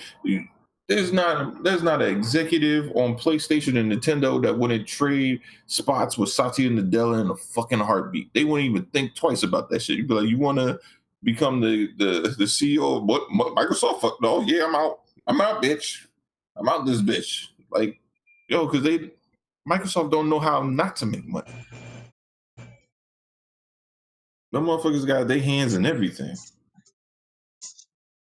Nice. I totally agree with that. On Pred, you there? I see you muted, but I know you probably playing the game. You there, Pred? Uh-oh. I'm here. Okay. All right. What is your thoughts about this whole situation with Shawn Layden, man? I mean, did you think that he got pushed out or that he walked out on his own reconnaissance? So because we don't have a lot of information, I kind of start looking at, what I've seen, right? He left, and then almost immediately after that, they announced the PlayStation Now thing, right? If I got my timeline wrong, tell me. But they were kind of like right, pretty much right after, right? And he's been there since, I think he took over for Jack Tretton, I think in 2014. So he's been there for like 5 years. He took that spot as CEO about a year and a half, almost 2 years. But he's been there for 30 years. So yeah, he's been there for 30 years. Yeah. I look at things in a different aspect. 30 years is a long time to be doing any fucking thing for one company. And it could be just like, I want to go. It could be health issues. It could be he got pushed out. I just look at like the timeline of it.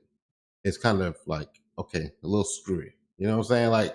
Like he leaves and they announce this PlayStation Now thing, and maybe he didn't agree with that. And they kind of tried to force him to agree with it. And maybe I'm reading too much into this, but he didn't agree with that because he's an old head. He's been there for 30 years. Think about the Sega Nintendo, Sega does what Nintendo don't, like, type shit, like, right? And when you don't agree with that and people say, we're going to go this direction, and you don't agree with that, they're going to be like, well, you need to jump online with this because this is where we're going with this, And if you don't agree with this, you need to leave because that's what we're going to do. And in that aspect, maybe he didn't agree with the whole going to PlayStation Now, going to PC, doing this whole like kind of the same thing that Microsoft is doing type deal.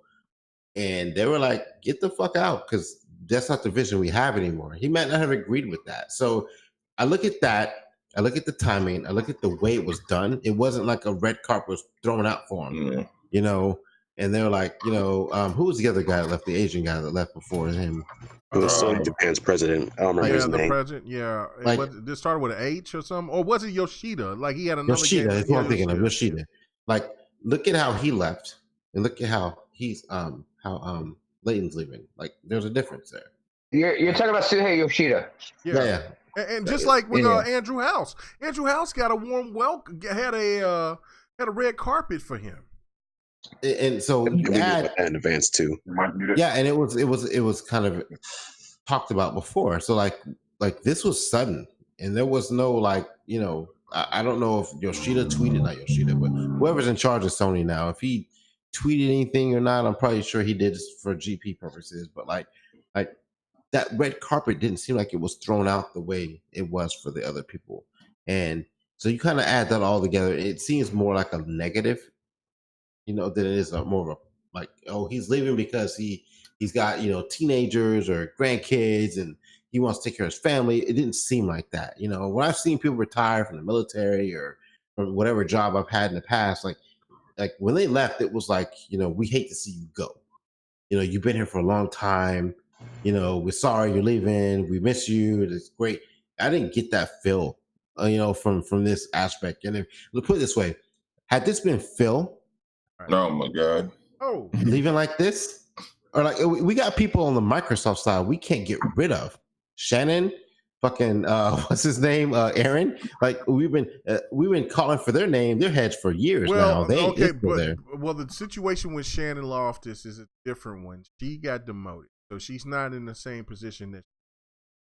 But I'm saying, like, as gamers, we've been like, get rid of these motherfuckers. They ain't doing shit. Where's our marketing? Get rid of these people. Like, we've asked for their heads to go, and they're still there.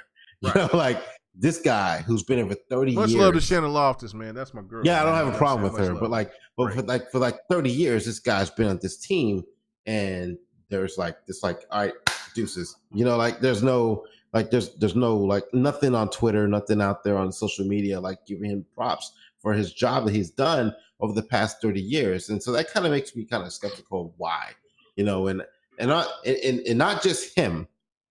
There's been a mass exodus for people from Sony, and like not just like Sony in general, like the Sony, but like look at the studios. You have people leaving those studios to go to the initiative, to go to other aspects and do other things and branch off. Like you've seen people leave I was going to say Bungie, but that's not who it was. Like just the fact that they're leaving their studios, like they're leaving, like the heads of these studios, like Santa Monica, leaving, they're going, they're leaving too. So like, what? Like, it makes you kind of raise, like, no one's talking about this because they're only focused on the Shawn Layden aspect. Oh yeah, we'll get more into it. No, I stick around because that's I'm saying topic. But like no one's talking about those people. No one's talking about Shawn Layden. And like, you know, and I remember we were on Next Podcast and we were talking about how these others, like the guy that left from Crystal Dynamics, when we had this conversation, I said, you know, this is infectious. Like when you see one person leave, they drag other people with them, and they go there they'll go to the initiative, they'll go to these other studios, and they'll say, hey, you know what, I know we've been working on this game over here on this platform for a while, but like, yo, look at what they're giving me over here at the initiative. You guys need to come check this shit out because they're paying well, they got some good shit they're working on. And then you start seeing one person from this studio leave, one person from that studio leave, another person from this other studio over here leave. And it's coincidentally, it seems like they're pulling people all from Sony. Am I not right? You're definitely right. You're right. I mean, like I'm just saying, like they're pulling all these people from like the studios that Sony owns, and they're all going over to Microsoft. Not saying that Sean's doing that, but I'm saying like what was the other guy's name that left from there? He left like 2 or 3 years ago. And someone mentioned.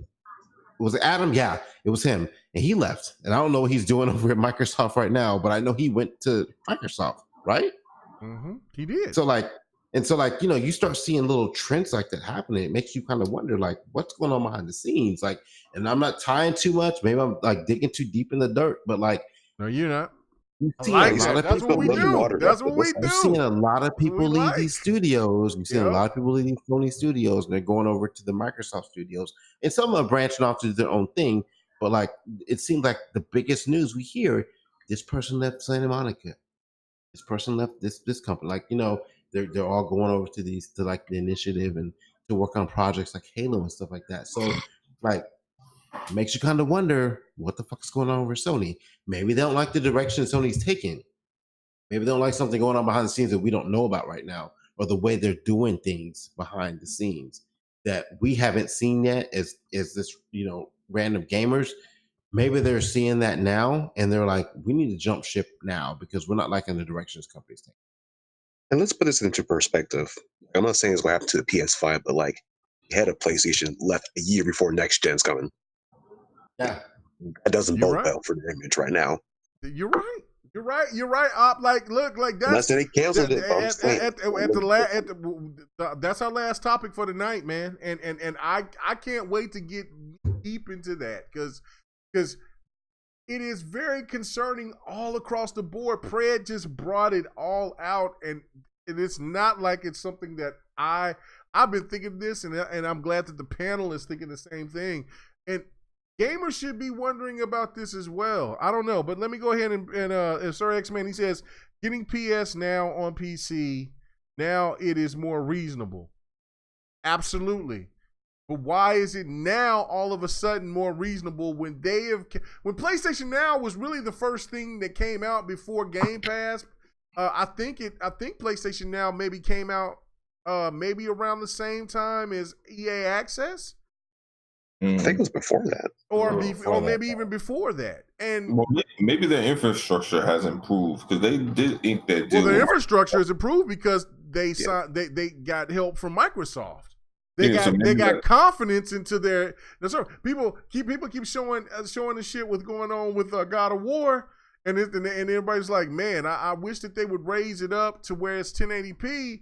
But man, you know what I'm saying? But man, it's running really smooth. It's running a lot better. You know who you need to thank for that? The Azure servers. That's who you need to thank. Yeah. That negotiation with PlayStation, knowing where their bread needs to be buttered because they don't have the infrastructure to fuck with that. So they needed to work with Microsoft. PlayStation fans don't understand this. Like, they don't get this concept of what's going on with the future of gaming. They still think that it's all about you keeping your games on a box and it's exclusive and people are going to buy those consoles, and you're partially right. Can I make another quick point real quick? Go ahead, please. And you just made me think about something. Like when you're talking about the Azure servers, how many people at Sony knew that was happening? Like, I'm thinking about that for a minute. Like, you see these reports, like, we had no idea this was going on. They said they had no idea. Yeah, no idea. Like, that's the simple. That's the old head. Like, like they were refusing to adapt to the way the community and the way the business structure is moving because they're so used to that. Let's build a console. Let's make games for this console, and they're not really ready to focus on that and beyond. Like where the industry's going right now, and like that might have been like simple things like that will trigger people to be like, "Fuck it, I'm out." And they're not being transparent with us anymore, and we're gonna leave and go and do other things, and then they start looking for jobs. They start putting their applications out there. They gotta feed their kids and shit, and they're like, "Oh wait, Microsoft's hiring for the initiative." Boom, let's go there. They got a good resume because they've been working for Sony and working on these great games for a while. So like it makes sense. Okay. All right. Yeah, no, it makes perfect sense. And again, it's like, okay, Sir X-Man, he says not paying $20 a month. I got you. That's why $9 a month. Like we've said this. Like even the media at that time when PlayStation couldn't do anything wrong at that time in that era. Earlier in this generation, they even said themselves that the price range with what was going on with PlayStation Now was just unrealistic. It was just dumb, like because you never really owned your games. You just rented them, but you paid way out of line prices. You know what I'm saying? So now for them to lower the price to $10, and then on top of that, you hear that Yoshida is now signed on, and he's a PlayStation representative. Like, hold on, guys. Let me hold on. Let me get this. Let me get this from you guys. Like, this trips me the fuck out. Like, this guy is like, okay, just think about this. Let's think, okay, because I look at Yoshida kind of like Larry Herb, right? Maybe Yoshida has a higher pedigree than Larry Herb, but I don't know. I think they're kind of like in the same in my perspective personally. But let's just say that Larry Herb came out and posted on Twitter, oh, wow, Xbox Game Pass is gotten to a point to where I didn't support it before, but now I'm going to go ahead and I'm going to buy Xbox Game Pass for this $1. You know what I'm saying? That's reasonable for me. Do you know what kind of scrutiny that Larry Herb would get, not only from Xbox fans, but from the gaming media itself? Wait, before or after he gets demoted after saying that publicly? Yeah, well, I'm just saying. So Yoshida himself says he's now signing up to PlayStation Now, and he is a Sony representative, and he is just now signing up to the $10 a month program so he can play games on PlayStation Now. What does that sound like to you? I'm gonna go to you because I know I ain't heard from you, Lemon, in a while. What do you think about that? How would you perceive that if this was Larry Herb? Lemon? Oh, Lemon went to sleep. Wake up, Lemon. Lemon, wake up. I ain't sleep, fool. I have my mic muted. Mute your mic. Stop whispering to me, baby old suckers. Mute your mic. I'm a man. Come on, man. Answer the goddamn question. Man. Ask me again. See, you weren't paying attention. I didn't have the headphone on, but we was listening. You wasn't talking to me in bloody. I got that what was it, Fred? That baby oil.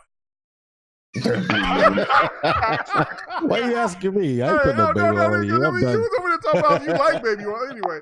No, okay, so 108. Okay, all right. So let me ask this question, man. So what is it? Okay, Yoshida came out and said himself that he is now signing up to PlayStation Now because it is $10 a month. They reduced the price. Now, on the flip side, what if this was Larry Herb and he said, oh, Xbox Game Pass is $1. I can go ahead and sign up for that now. I can sign up for that now. You already know. I want your explanation. What do you think that the public would say, and what would you think about that if Larry Herb said some shit like that compared to what Yoshida said? First of all, where's the outcry? If Larry Herb said that, he should be fired. Oh, say that again. But you know what? He should be fired. But guess what? Yeah. Xbox is the best sauce, baby. Follow their lead. Follow their lead. And you know what me and Bloody got today at Comic-Con? We got 30-day PSN now, right? Okay. And if we for playing Predator, right?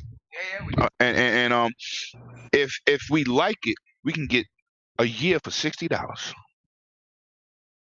They're reaching. But if you look at that Bloomberg report, they got 1.2 million PSN Now subscribers out of 100 million people. Oh shit! So they raised up.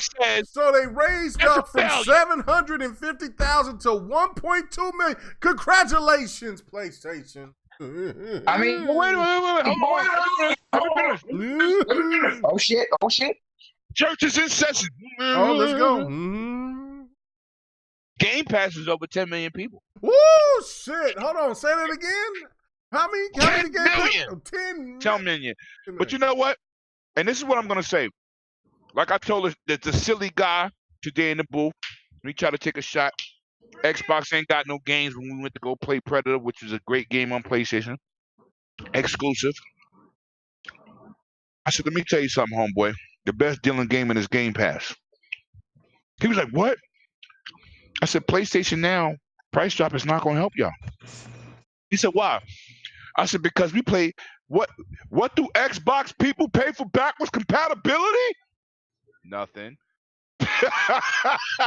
So you playing a bunch of old PlayStation Now games for a few dollars when we pay nothing. Game Pass, new games, first-party games, games you might not have tried, Blair Witch, bunch of indie games, some first-party, some third-party games for $14.95 Ultimate. Get all the Ultimate editions of first parties. PlayStation Now. You playing in 720p. You streaming the games. You not download them. Better hope the service is working properly. Well, they on that Microsoft server, so they fine. They good. No, they not there yet. That's PS5. No. They on that Azure. They said themselves that they got a new. They didn't say Azure, but they said we are using a new server technology to enhance our experience. Read the text. I read it. I cracked the fuck up. Like, okay, PlayStation, you don't want to say that you using Xbox Azure to get your shit proper, but yet you want people to join your shit for $10. Christopher Hart, you should learn your lesson about getting in here texting your mental stability. Hey, K-Mega's the only person congratulating you. Hold on, son. K-Mega's the only person congratulating you for tweeting out your nonsense. You know what? Christopher Hart's a diehard PlayStation fan. We have no problem with diehard PlayStation fans. We don't have a problem with PlayStation because he probably don't even got a Pro. I got a Pro. Oh, shit. I got a Pro. I got on my channel the midnight launch at the PlayStation Pro launch. They sold 15 out of fucking 500. 15. Everybody was at the PlayStation Store for the raffle and the tacos. That's some cheap shit. That's a fact. Y'all cheap. Y'all cheap. So if you gonna come in here and be Twitter fingering, hey, make sure your mic, Bloody, cut off your mic. Make sure you got a Pro. Because you know what, Christopher Hart? I love your energy. You the man. But guess what? Your man today talking crazy about, he said, Halo 5, I played it. I took a day off. I didn't like the single player. I said, you didn't? He said, no. I said, really? Me either, because that's not a story to tell. But that game generated $2.8 billion. What billion-dollar franchise Sony got? They still on one. Hey, all I can say is this is like my boy Delirium Blaze, a.k.a. Twinkie. He says PC for life. Hey, let me just be real about it, man. Let me just be real about it. No hate, you know what I'm saying? Because, I game PC's on everything. I love all games. I love gaming, but, I love all my PlayStation games on PC. It runs better. Let me say Can you hit that 4K? Can you hit that native 4K? Hey, but you talk about the dude who after I built my PC, man. Oh my God, man, it runs so much better. Like when I play Noonie Cooney, why would I go to the PlayStation 4? Why would I go back? Why would I go back? But hang on. The PC dudes will tell you the same thing. Why do you need an Xbox when all the Xbox exclusives are on PC too? That's what those Sony do. That's what those Sonys. Hang on. That's what them Sony dudes have been throwing at us for years. Now we can say, why play on PlayStation if the Sony exclusives are on PC? They're like, well, it's not their day and date. They're not day and date yet. They're not day and date. Well, hey, guess what? I could be patient. Hey, guess what? I could be patient because I got these great Xbox exclusives. Okay. So let me answer. I'm gonna sum that up. Okay, go ahead. I'm gonna sum that up. First of all, Microsoft is a PC-first company, and consoles what they dabbled in. So them playing both sides of the market is better for their financial pocket. Why PlayStation doing that? Yeah, let's see everybody else doing it. Yeah. Games for Windows was way before Xbox One consoles. True. You're right. Facts. So they have a multifaceted market. They have a multifaceted market, and you're mad because you know why most of you dudes don't game on PC? Because you ain't got that real PC 4K gaming money. Yeah. Hey, okay, hold on. So you buy a console, so you can be in the ballpark. Pred usually comes in and he talks. You know what I'm saying? Because when we on next podcast, Pred will come in. He'll say some shit if he doesn't feel like it's up to par. Pred has been agreeing with us tonight. You know what I'm saying? He's amongst the brothers, so he has no choice. We gonna rap pack his ass. But no. But no. But here's the thing. No, hold on. Before I just want to make this point. And then you can go ahead. just listen to this for a second. Just listen to this for a second. Now, I don't have a Pro. I have the Slim. Why? You already slipping. I'm not going to buy. I'm not going to buy a Pro when it's not even comparable to the X. Why would I waste my money doing that? Why would I waste my money doing that when I have a PC that can play all of my games comparable to the Xbox One X?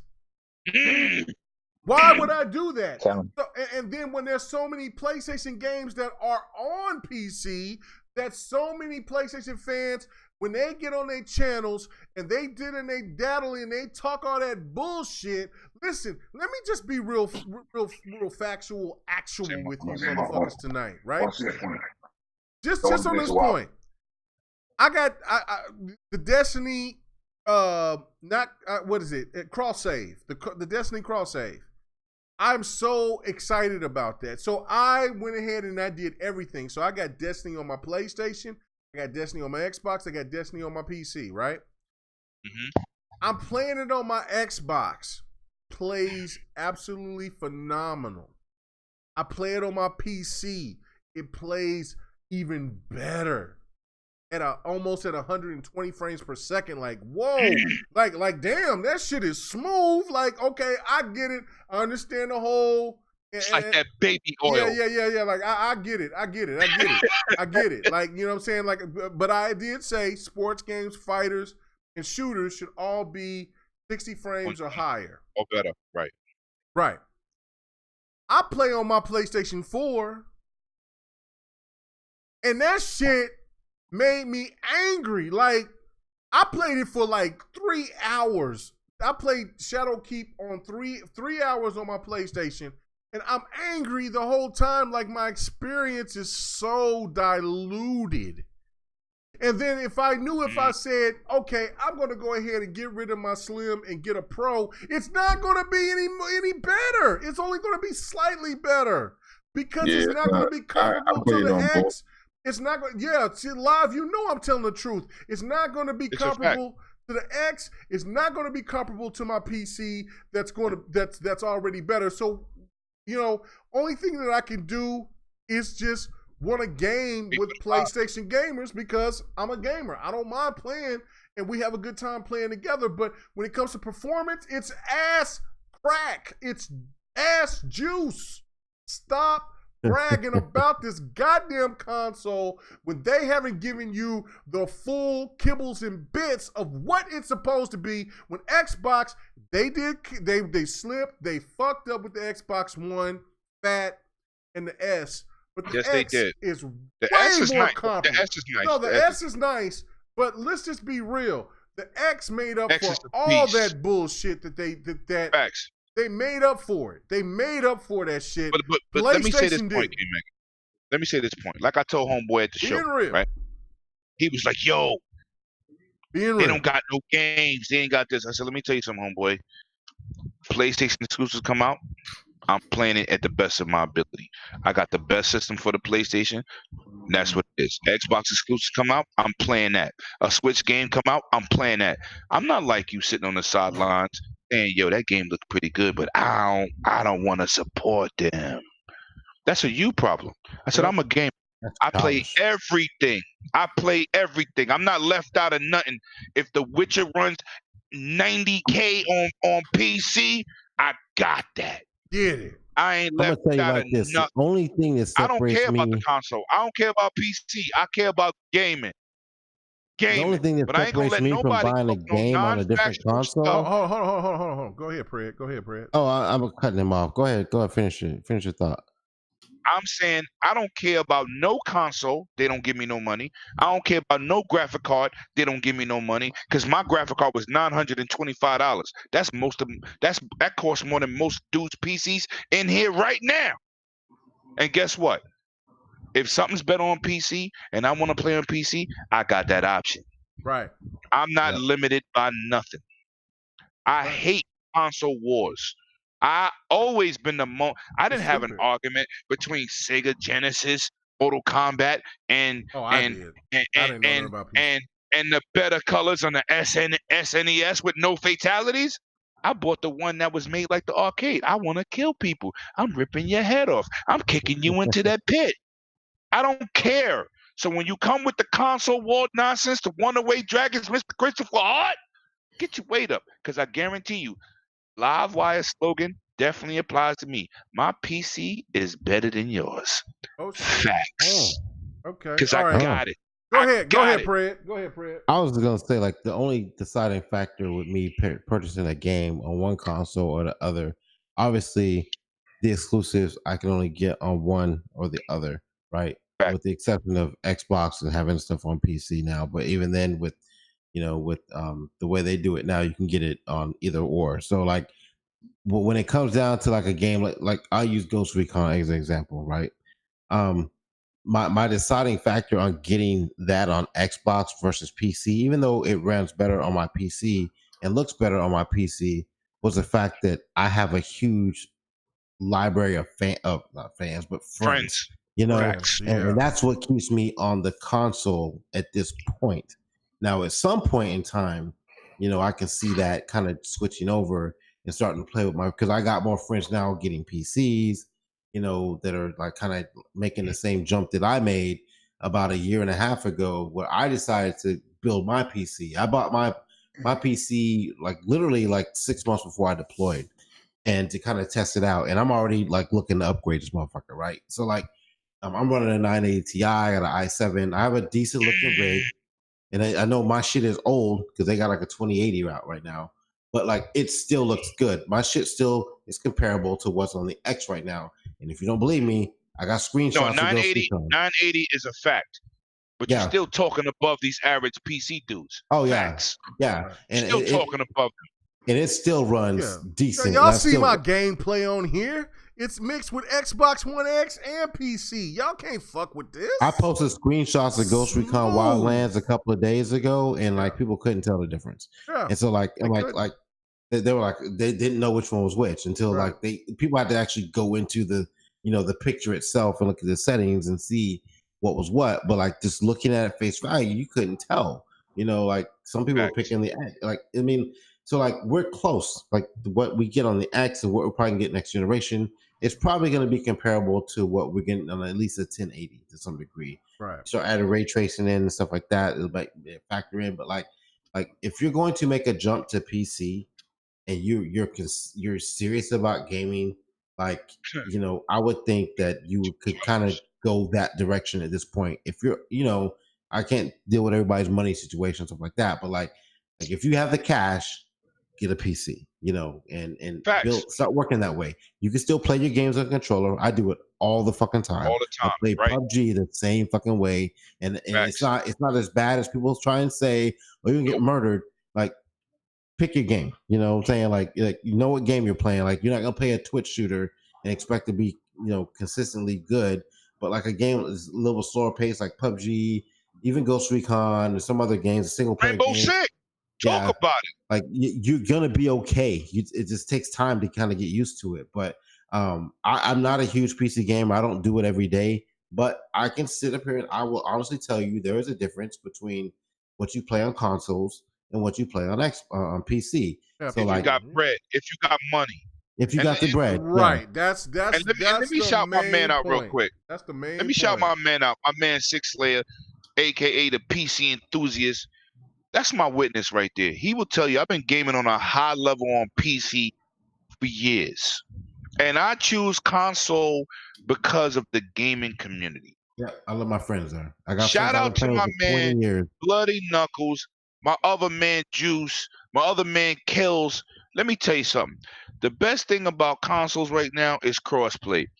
We had PlayStation 4 dudes, Xbox dudes on the same team, live streaming, killing everybody. You understand what I'm saying? It's not about anything but the games. You feel what I'm telling you? But when these dudes have to make it about something else. But let me make this point why we go into the spill though. Wasn't resolution the main topic for so many PlayStation fans for why they wouldn't want to fuck with an Xbox? But hold on, was it a problem with the 360 and the PS3? No. I'm just talking about for this No, generation, but it wasn't. though, bro. No. I mean, don't Xbox got a compliment for all because the resolution and all 1080p that shit made you a better gamer. Yeah. But then Steam comes out with a report saying 90-something% of the gamers are playing in 720p 60. Yeah, 90%. They said only less than 2% is playing in 4K on PC. Less than 2%. But they want to come in here with their console war. Christopher Hart, man, let me tell you something, man. You need to go get your real TV. Don't get no TCL. And I ain't knocking a TCL. But don't get no Q60. You want to step up to the big boys, get a Q90R. Get an OLED. Get a Samsung Z90 series. Don't just be an entry-level TV, dude.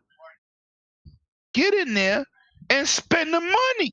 And then when you see real HD aura, when you see 120 frames, variable refresh rate at 2K, come back in here and talk to me. I know. What's up with you, Moon Son Armstrong? Bang bang sup.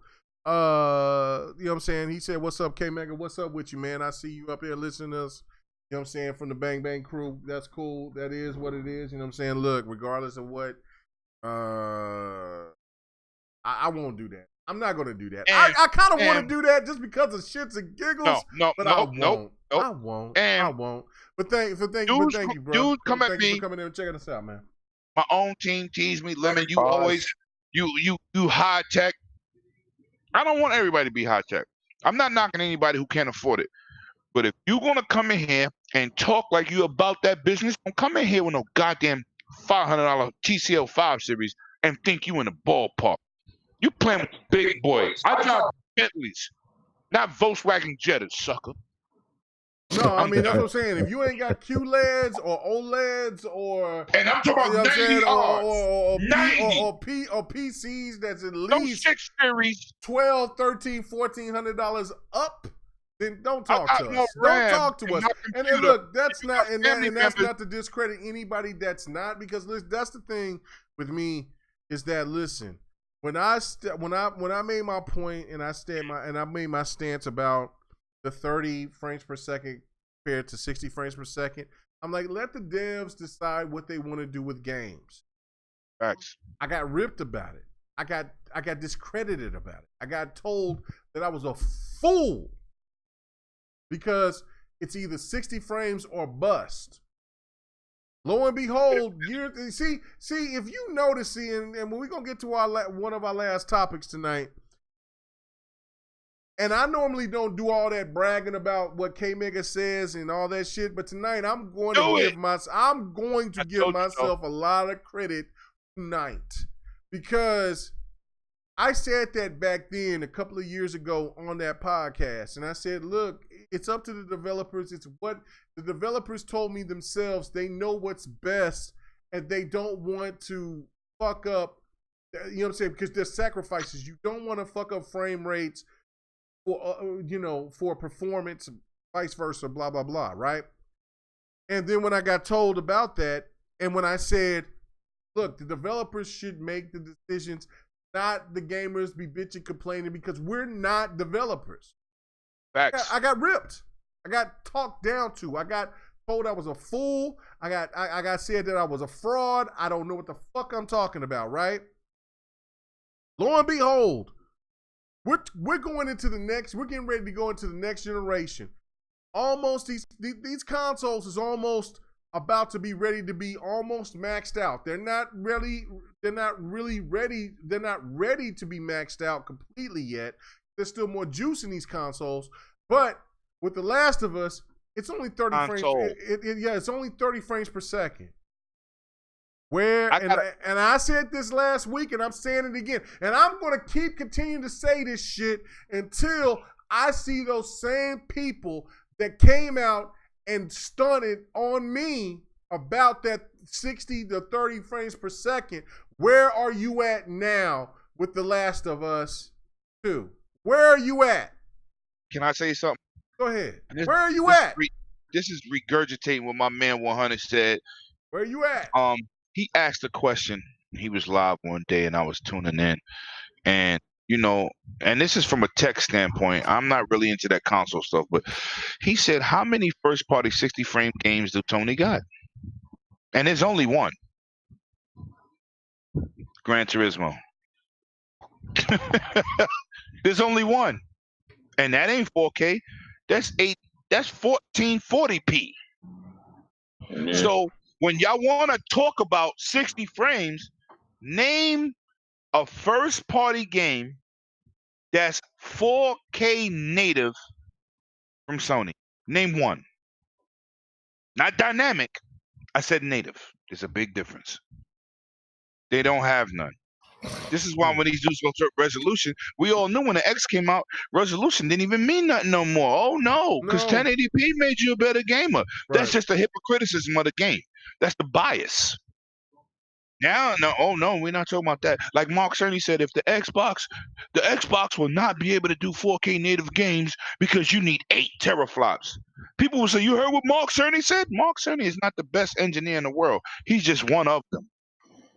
And he's been wrong because Gears has definitely set that mark. Halo has definitely set that mark. Forza was the first 60 frames solid, no drops, 4K textures, 4K backlighting, 4K ambient inclusion. And they did it twice, right? They did it twice. Right. Y'all don't even know what ambient inclusion means, but you watch Digital Foundry and they think they make you an expert. Facts. But we're not going. I'm not going to do that to you. Because the PC world don't even respect Digital Foundry. Lemon, stop killing them. Stop killing them. Stop killing them. You know what? We got two more talkers before we got to get the fuck out of here. I'm gonna mute myself. I'm gonna go back on mute. But I'm just saying, you killing them. I can't stand this hate. These dudes ain't no tech dudes. They in here regurgitating nonsense. You can't even spell regurgitate. No. Type it in here, Chris Hart, and don't Google it. Oh shit! Oh shit! Come on, man. This is the thing right here, though. Free smoke for everybody. Free. You're killing them. That's the thing right there. Like, look, when we come on this show, we are not going to be just wolfing tickets just because it sounds good for Xbox or whatever. We know what we're talking about, and we ask questions on top of questions because we're gamers. We're not, you know what I'm saying? Look, when it comes down to the bottom line, when we know that when Xbox fucked up, we have to address it. It's not something and we have. And it's not something that should be put out because we are considered a pro Xbox channel. We want those people that listen to us to understand that we are disappointed with some of the actions that they do. The same goes with Sony. When do we get this? And look, I gotta give a lot of credit to the Sony fans, to the Sony Nation, because with the multiplayer situation with going on with The Last of Us, a lot of people was upset. And Sony, for the first time, I cannot recall this whole generation that a Sony studio replied back because of outrage. But they had no choice in the situation what's going on with the multiplayer. Well, hold on, K-Mega. I love that. Get off your ass and start talking, because it's not just about what Xboxes did with the shortcomings. PlayStation has been letting y'all have shortcomings all this generation. They've been giving some great fucking games. Better games and better game lineup than what Xbox have in the last 3 years. When you come in comparisons to visuals, shit like that, I get that. I'm not gonna knock that, but all that other bullshit, where y'all at? And I'm glad that y'all came out and y'all said something. Let me be real here. Hey, Mega, we play the xCloud, right? Yeah, absolutely. We got those interviews on our channel, right? Yes. Was we not grilling these dudes to see if they was real? Yeah. Did we not grill? We grilled the Microsoft xCloud engineers every question possible. Hey, man, to see if they could do what they do. Didn't we grill them dudes so much that they sit there and they knew me by my first name? Facts. So this is not about Xbox. It fucked This me is up. They about didn't being say real. K Mega. They called me by my real name, my government name. I'm like, whoa. Don't do that. We live. Don't do that. Oh no. But it fucked me up. It fucked me up. They were all sitting in the row. But the point is, this people think that we talk about something. We're gamers. So if the Switch say, yo, we doing Mario 69 at 120, when I meet them dudes, I want to know how you achieving this. Right. That has nothing to do with the console war. That's what I'm saying. When you hear me talk to y'all about something about PlayStation or Xbox, and I'm being adamant, it's because half of y'all just talking nonsense and you don't know what the hell you're talking about. So I'm attacking you. I don't care what console you're talking about. Just please know what you're talking about. That's the fact. Don't say comments and you ain't got nothing to back it up. Because we drilled those dudes with xCloud. Yeah. Drilled them for about an hour. What interview went on for about an hour? I played the xCloud 5 times. Facts. 5 fucking times. And every experience that I had with them, I asked questions and I came away blown away because of how they did it. Not because of some fuck boy that's sitting up there that wants to make I get tired of these fuck boys. I really do. They want to make imaginary scenarios to where it's something great. Look, if this was Sony, right? And if we had the access to go to a Sony booth and play PlayStation Now like they did with xCloud, I'm going to tout it the same way. I'm like, this shit is dope. Xbox, you need to get off your ass and you need to do this. This is the future. This is realistic. Look, we fuck with the Iron Lords. We fuck with so many other people that do not play that dumb shit. And when they come across and they like, hey, look, you seen him in the videos way back months ago, like when I came from E3, it's me and King David. Like King David, like this shit is the truth. Why? If you listen to King David and you like King David and you say, damn, all them dudes over there at the Iron Lords is the truth. You know what I'm saying? And they say xCloud is dope. But then you come on K Mega's channel and you like, nah, fuck that. Nah, he's an Xbox fanboy. Nah, bitch. It's just that you are a fucking PlayStation fanboy and you can't get out your own feelings about understanding the truth and questioning the company that you support the most and want to do something proper about it and want them to do the same thing. Like, look, I thought the PSP was one of the greatest inventions way beyond what Nintendo was doing with the DS.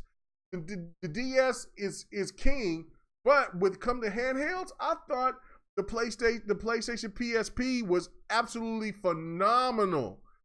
The Vita, I've heard so many positive things about the Vita, but PlayStation does not give a damn. So hopefully that they signed up with Xbox and work with their shit, that they can go and they can implement their own situations that they can do the handhelds, man. Oh my God, it's all about gaming. I don't give a fuck who's number 1, number 2, number 3. I just want all of these companies to succeed so I can play as many games as I possibly can.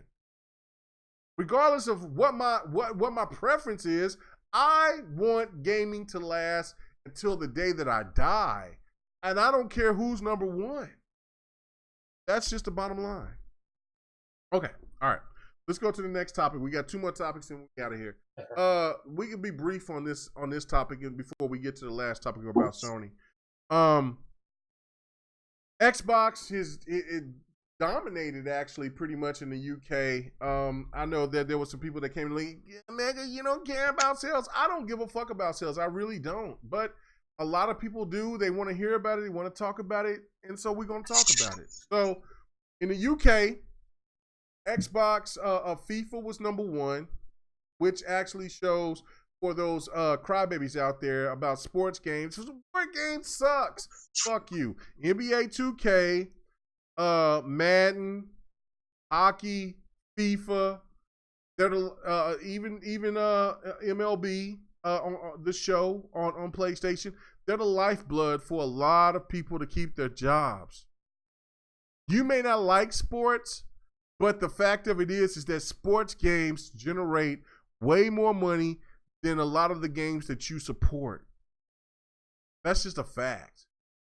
And even Don was like, man, I got to give a lot of credit and I respect what those guys and women do, because they have to make turnarounds every year. It's not like that they can just, overhaul and have 2 or 3 years off to make a different version of a game, but they go out and they just make games every year, and they have to put the enhancements in it. They got to do tweaks. They got to do this.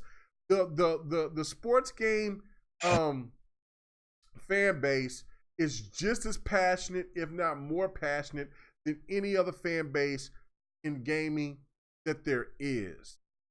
Have to respect it, even if you're not a sports fan. But FIFA is number one. Eat crow for a lot of you not sports fans out there. But then the one thing that cracked me up is, for a lot of the naysayers out there, they came out and they was like, Xbox, they're about to fold over, they're done, they ain't sold consoles, they ain't did this, they ain't did that. I see four Xbox games in the top 10 in the UK. One game in particular that just will not die, and it's in the top 10. It's not anywhere comparison to Grand Theft Auto, but this game has been out ever since September of 2016, and it's still in the top 10 in the UK, and that is Forza Horizon 3, and it was number 10. Everybody shitted on Sea of Thieves.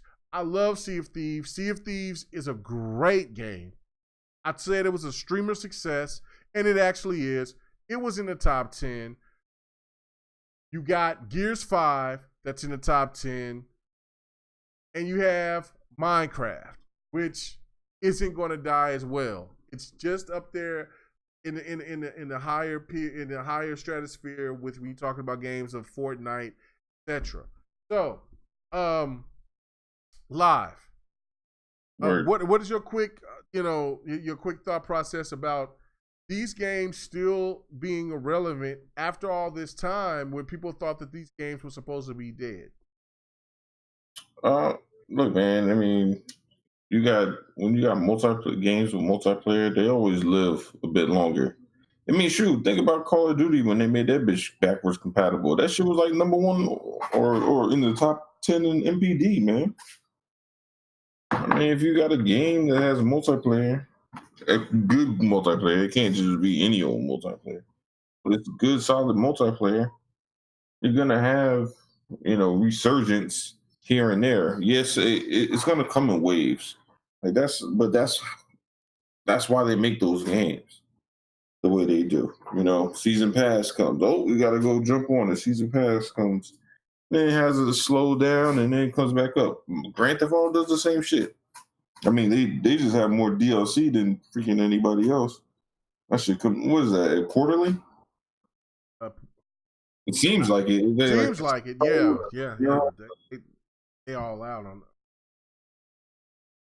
it. Yeah, so I mean, it's not shocking to me. I mean, it's just that people have their narrative or whatever. I don't know. It's just at this point, this shit is old. Yeah, I don't know what people want. You want gaming to do well? Do you want to bitch about stupid shit? I don't get it at this point. I feel you. I you know what? It's really, to me, in a way, to make that point. Topic is kind of stupid to me because it's really almost unnecessary. Like, I mean, Xbox is still relevant, but so many people think because they listen to so many other people that says that the Xbox is almost on their way out, is that they're not. And live, that's the thing that trips me out. So I mean, Lemon, what do you think? Yeah, it's 5,000 people talking about that shit. I mean, I'm talking about like in total. Yeah. Not even like all the YouTubers. I'm just talking about in total.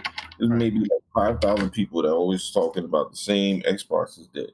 Most of the people do not give a shit. They don't give a shit. Lemon, what is your thoughts about this, man? I mean, what is your thoughts about there was the UK still supporting games like Forza Horizon 3, Gears 5 is still is in their top 5. It's like fourth. All of that. What do you think? Okay, all right. He said he was constipated. He is an old man. And he can't stay like that. He get the grab about. Yeah, he is. Okay, operations. What is your thoughts about this? It was cool that they're doing well. Then, of course, for context's sake, we gotta remember that these copies of games they're bundled with the FIFA console that they sold in the UK. That's why they got their sudden resurgence back in the charts. And like I said in the past, I don't really count free copies as sales, but nonetheless, good that there people are trying them out. They're liking the game. That's dope. That's all that really matters. If they try the game and they like it.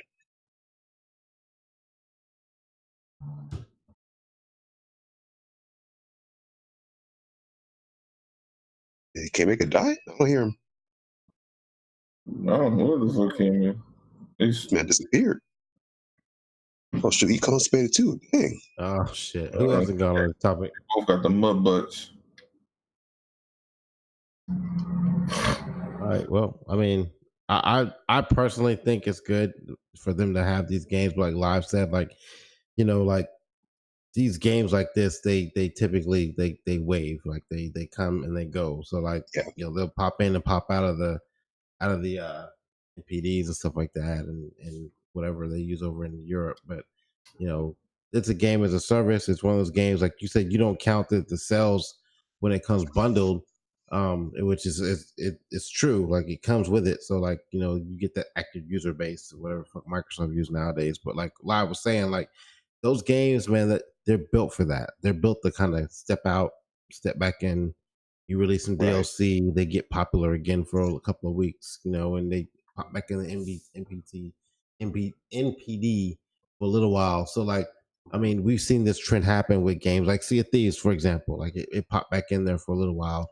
It's just, I think sometimes it's kind of remarkable that some games that we just don't expect to show up, like, or to still be there, like Forza, to still show up as one of the top played games. It's crazy because that game was out like almost a year and a half ago.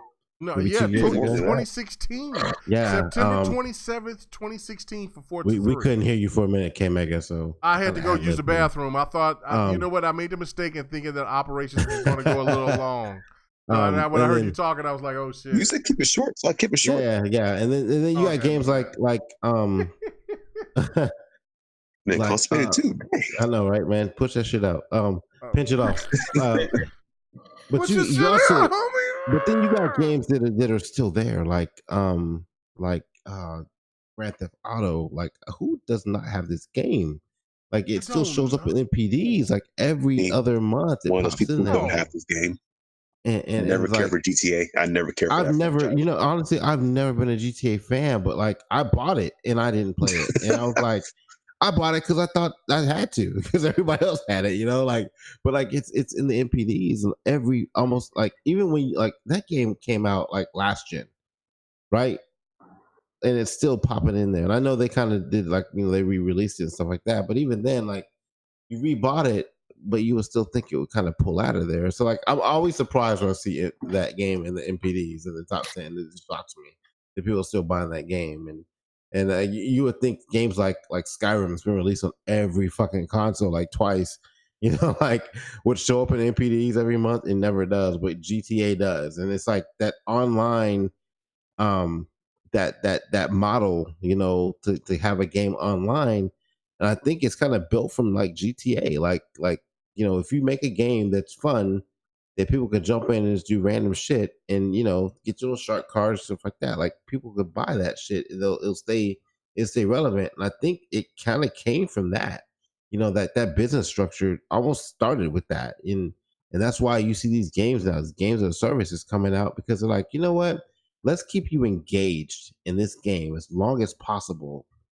Like, why make a game that's only be good? And there's some games that can kind of survive, like God of War, stuff like that. Like they'll survive a little bit longer than normal. But like, if you can make a game that people keep coming back to every month, every 2 months, every fucking 5 months, you know, and make it successful and make money off of it with microtransactions, you don't have to make another game for like years.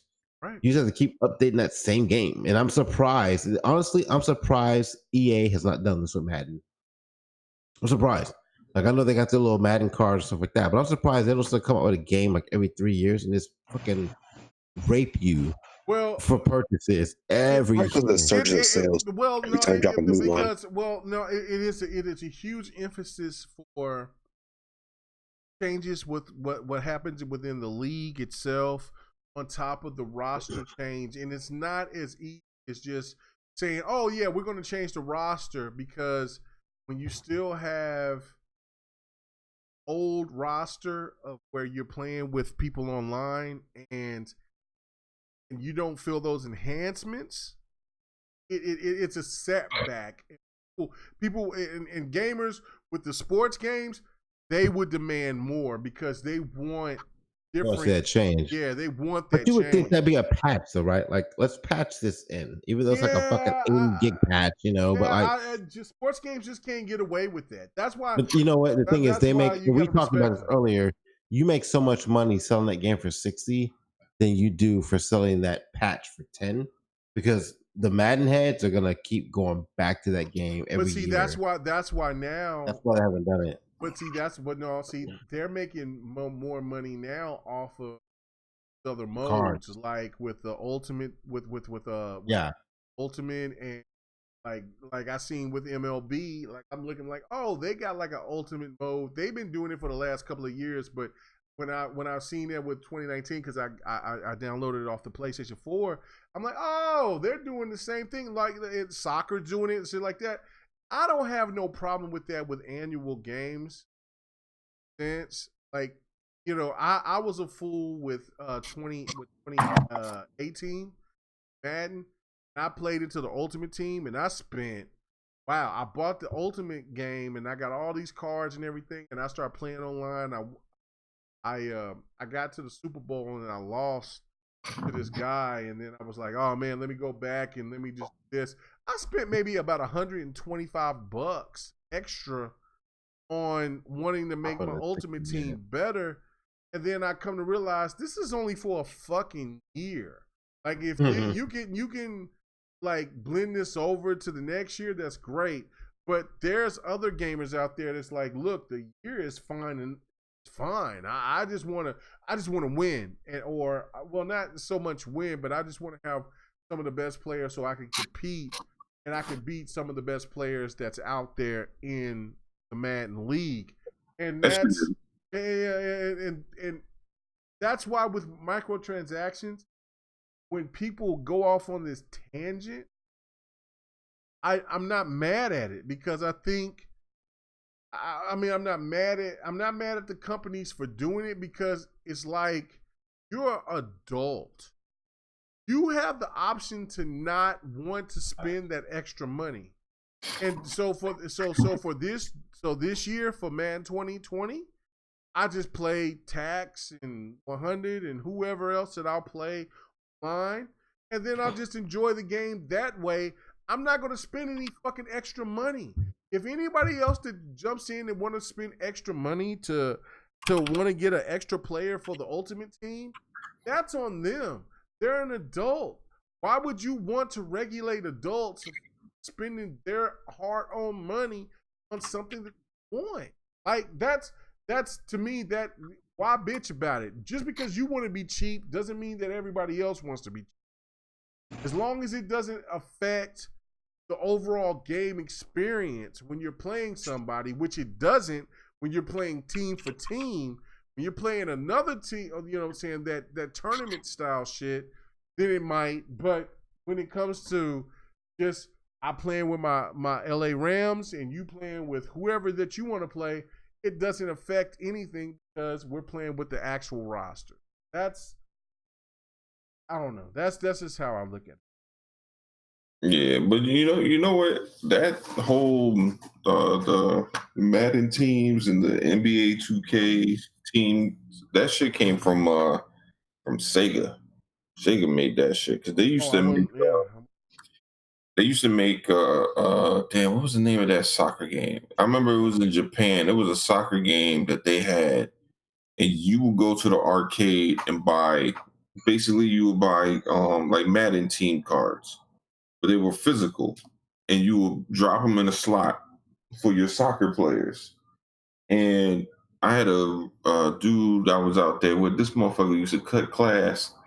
Instead of going to the Japanese class, motherfucker be in the arcade spending hella bread on fucking soccer characters. Now, the thing is, you can win actual money at the Japanese arcade, so it's like a fucking casino. You know, so it's basically like, you know, you versus not other people, but you versus other people, then you versus the house, and it's like trying to beat the house. But bro, them cards for all those different players, I think it was like equivalent to like $5 per card. This motherfucker was spending like $200. I remember his dad was calling him up like, "What the fuck are you buying out there?" I was like, "Yo, bro, what you doing, yo?" This dude always walking around with like a pocket full of cards going to the video arcade. I'm like, "Yo, you bugging." You spent hella bread out there, bitch. But that's basically what it became. That was like in 2000. When I was in Japan, it was like 2000. I mean, if you really think about it, live. I mean, look at the overall arcade gaming experience. This was microtransactions before it was even actual what it is on console. Oh yeah. So I'm like, why would anybody like? Listen. Like, I understand that this is not going to be politically correct or be on the stance of what a lot of gamers think right now. But y'all, I think that a lot of these gamers are full of shit. Because if you was gaming like we were gaming, I can't tell you how much money that I spent when I went at a place in my area called Kokomo's, or shit, I can't think of the other place out there in Midwest City.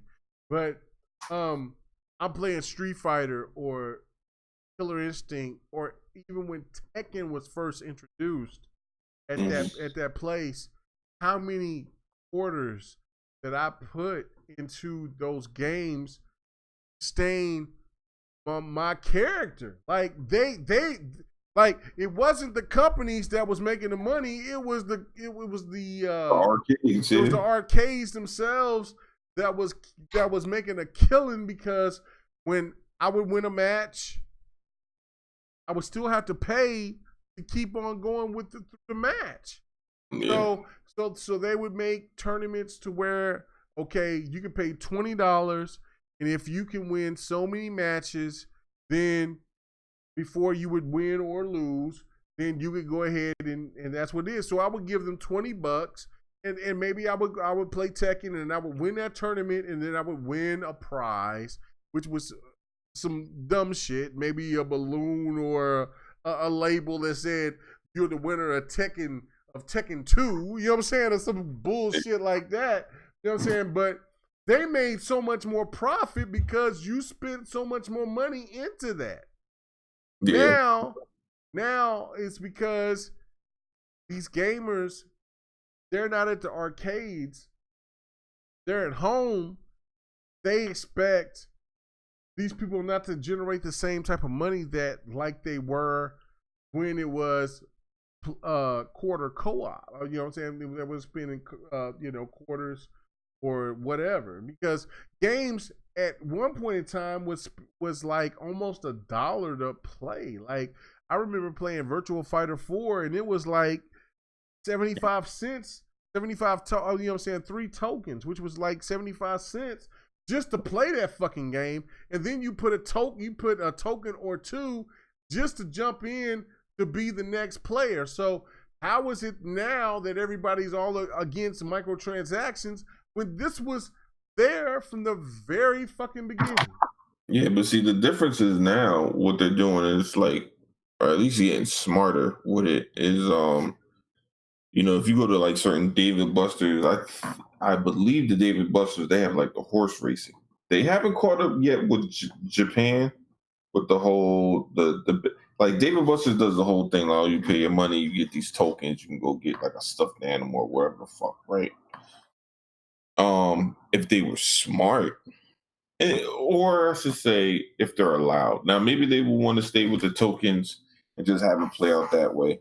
But like, imagine playing Madden, like a game of Madden, but like Ultimate Team, but you're not playing individually. Because I'm trying to, because I don't play Ultimate Team. It's like, do you play at like a regular Madden game, or you're more like a manager? You just like I just play a regular Madden. I just want.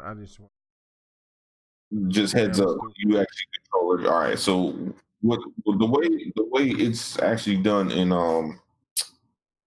how they did it in Japan is you're not paying, like, you're not playing the game like controlling the character. That's not how it works. It's almost like you're watching a virtual football game and you have your character, right? So you put him in and say he's having a shit game. You could just pull him out. Oh man, this quarter. Now I'm the coach. I'm pulling him out. But you're only stuck on whatever position that is. So say if you're the quarterback, you got Tom Brady, but Tom Brady's looking old today. You can put in like, freaking Patrick Mahomes or somebody. You know what I mean? Yeah. Kind of like that type of shit. And based on whatever he gets at the end of the game, it's based on whatever his quarterback rating is, and then if you win, or you get double or triple based on what you bet. Like, I bet I'm triple that I'm gonna win, so therefore I get, that's what I'm gonna get in my tokens or whatever after the fact. And that's kind of the same thing with they do kind of now with the Madden thing, because you can wager your player, and you lose them. So. I mean, it is crazy. Like I said, I'll partake it to the Ultimate Team. Yeah, I might do it after, but it's not like something that I would do. I just rather just play somebody online and enjoy it that way. But yeah, I mean, look, I get the point to where gamers are sick of the microtransactions, but. Yeah. But gamers want bigger and better games, and these developers and companies need more revenue to make these games, to make them to the point to where they want them to be. So that's what I'm saying. Like, I mean, speak with your wallet. Don't speak with your words, because it's almost sound like it's bullshit to a certain point. Okay, Megan, I wouldn't be surprised if a lot of the games that play now are going to start becoming free, have aspects that become free to play. You could be right. Like Anthem. No, but not even just that. Think of it, we'll be just talking about Madden with the all Madden teams, right? They could take that straight out of Madden or leave it in regardless, and just have it like, say somebody don't want to buy Madden, but you give them the option to play all Madden. It's free to play. They just got to buy the cards like they would if they had the game anyway, right? They got to still buy that shit, right, or get whatever Madden bucks. But instead of having to pay the $60, they can just go straight there and do that. Same thing for NBA. They got the same type of shit. Instead of buying the game, maybe they never play the other stuff. They just do the teams. Now it's free to play. You can go in there and play that. You're going to see shit like that. I mean, because to me, that's exactly what they did with Uncharted. I mean, not Uncharted, The Last of Us. That shit's going to be free to play, and it's going to be semi-pay to win or whatever. I mean, if you even think about it, that's what Game Pass and PlayStation Now have allowed. It's a cheaper entry price. So now they can, you got all these high price microtransactions for those that want those things. So you're right. Right. Yeah. And look, you know what I'm saying? There's a lot of people that's listening. Go ahead and hit that like button. Don't be afraid to hit that like button. I'm just now looking, I'm like, damn, hit that like button. It's right there. Touch it. Hit it. Right there. So all right, last topic before we get out of here. Bloody backed out. Lemon's still here. Op backed out. He was drinking. Yeah. He was halfway in anyways. And I see Pred is still here, strong. So we about to go in here and finish it up with this. Now, I've stated this, and I've said that I was going to do this. So let me go ahead and do this. Thomas Franks, here you go, bro. If you're still listening, and to anybody out there that hit me up and says, Mega, you need to hit them. You need to hit them hard. I will. I said this year that PlayStation is not going to be the same console as though a lot of people. I've said gaming itself. I said this on next podcast. Brett can even attest to this. Gaming is not going to be the same as we know it. It's not. They're going to a whole nother plateau. It's not the traditional old way. The old guard is dead. Yeah, a console may sell 100 million. But just like what Sony said themselves, niche. When they said, and this, you know what I'm saying, I'm sad that Triple Cup isn't here tonight.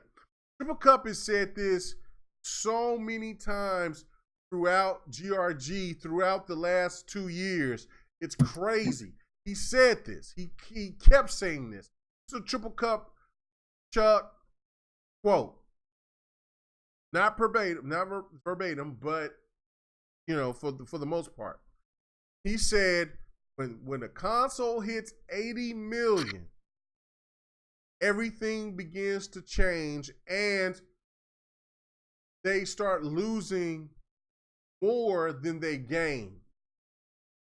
When we started hearing about the PlayStation 4 hit 80 million, then it seemed like it was taking a longer and slower process for them to get to 100 million.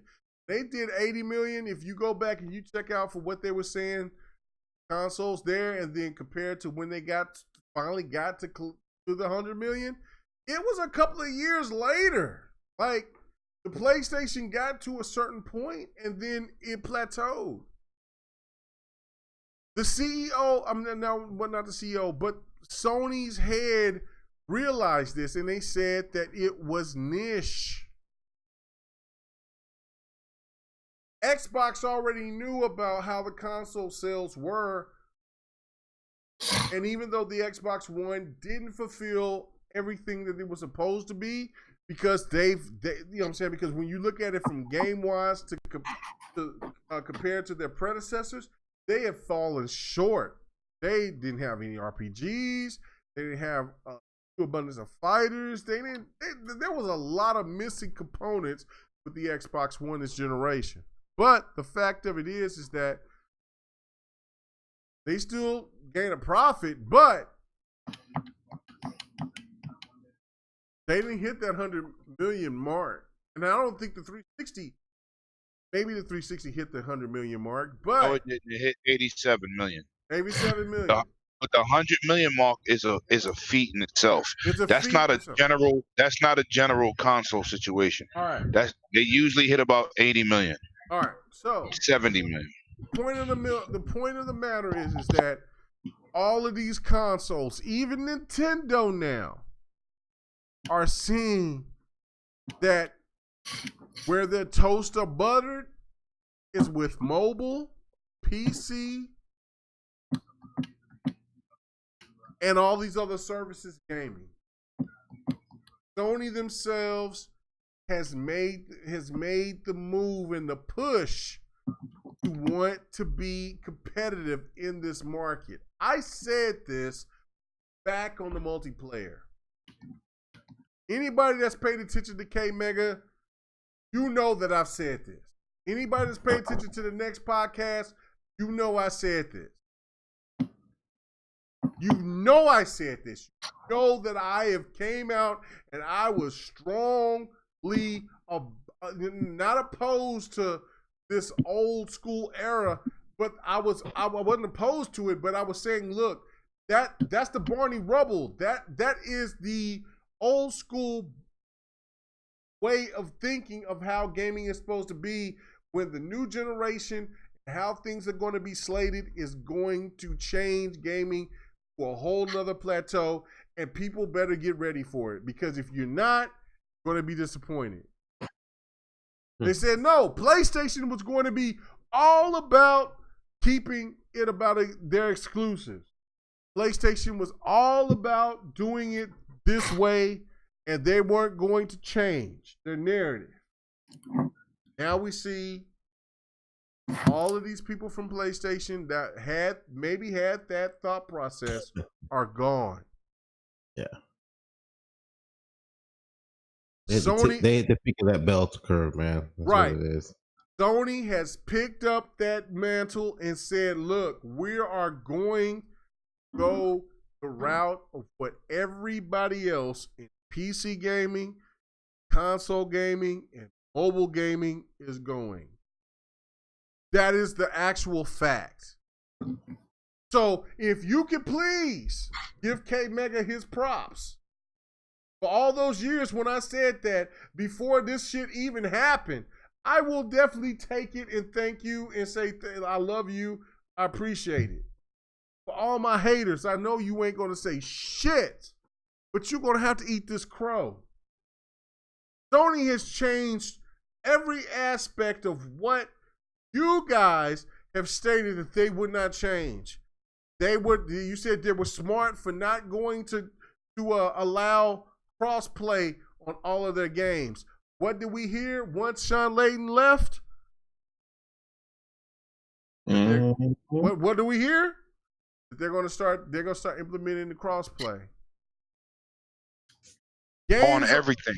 Yeah, on everything. It is not up to us, it's up to the developers. It's not up to us anymore, it's up to the developers.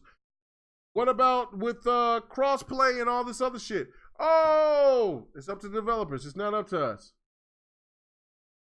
When Shawn Layden sit there and made his point about exclusives matter, Shawn Layden is gone. When the head of Sony himself said consoles are niche, PlayStation fans pretended to not pay attention to that. Because that wasn't Shawn Layden. That wasn't Mark Cerny. That was just some other guy that I don't know about. But you fools now understand he's the one in charge.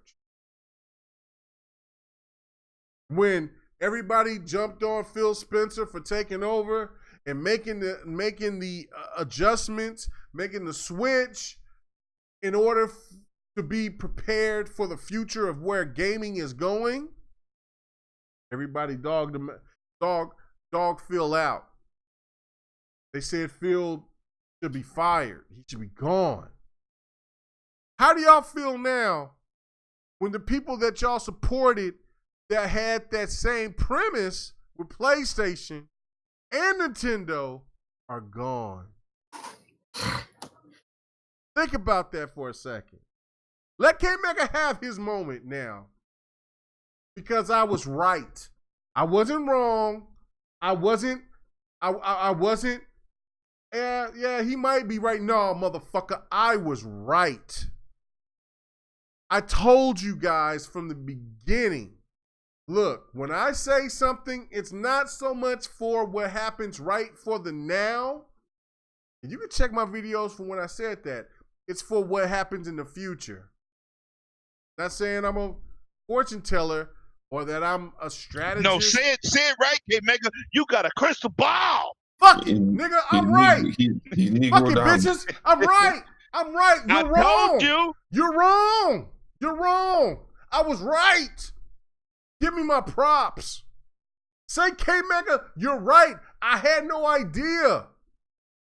You can tell crap he's right. K-Mega, my favorite YouTubers fake. They be lying. They Click be big lying. status. Speaking. I took years of punishment. God damn it. I'm reveling in it. I am enjoying it. I am cracking the Titties fuck reveling. up. Spell it. Get in the chat and spell reveling. I am shaking your girls motherfucking like, ooh. Shaking them. They mine now. Because you sit there and you Pants sold off, dance out. off. Pants off, dance off on all y'all haters. I love it. I love it. Because I was right. I seen it.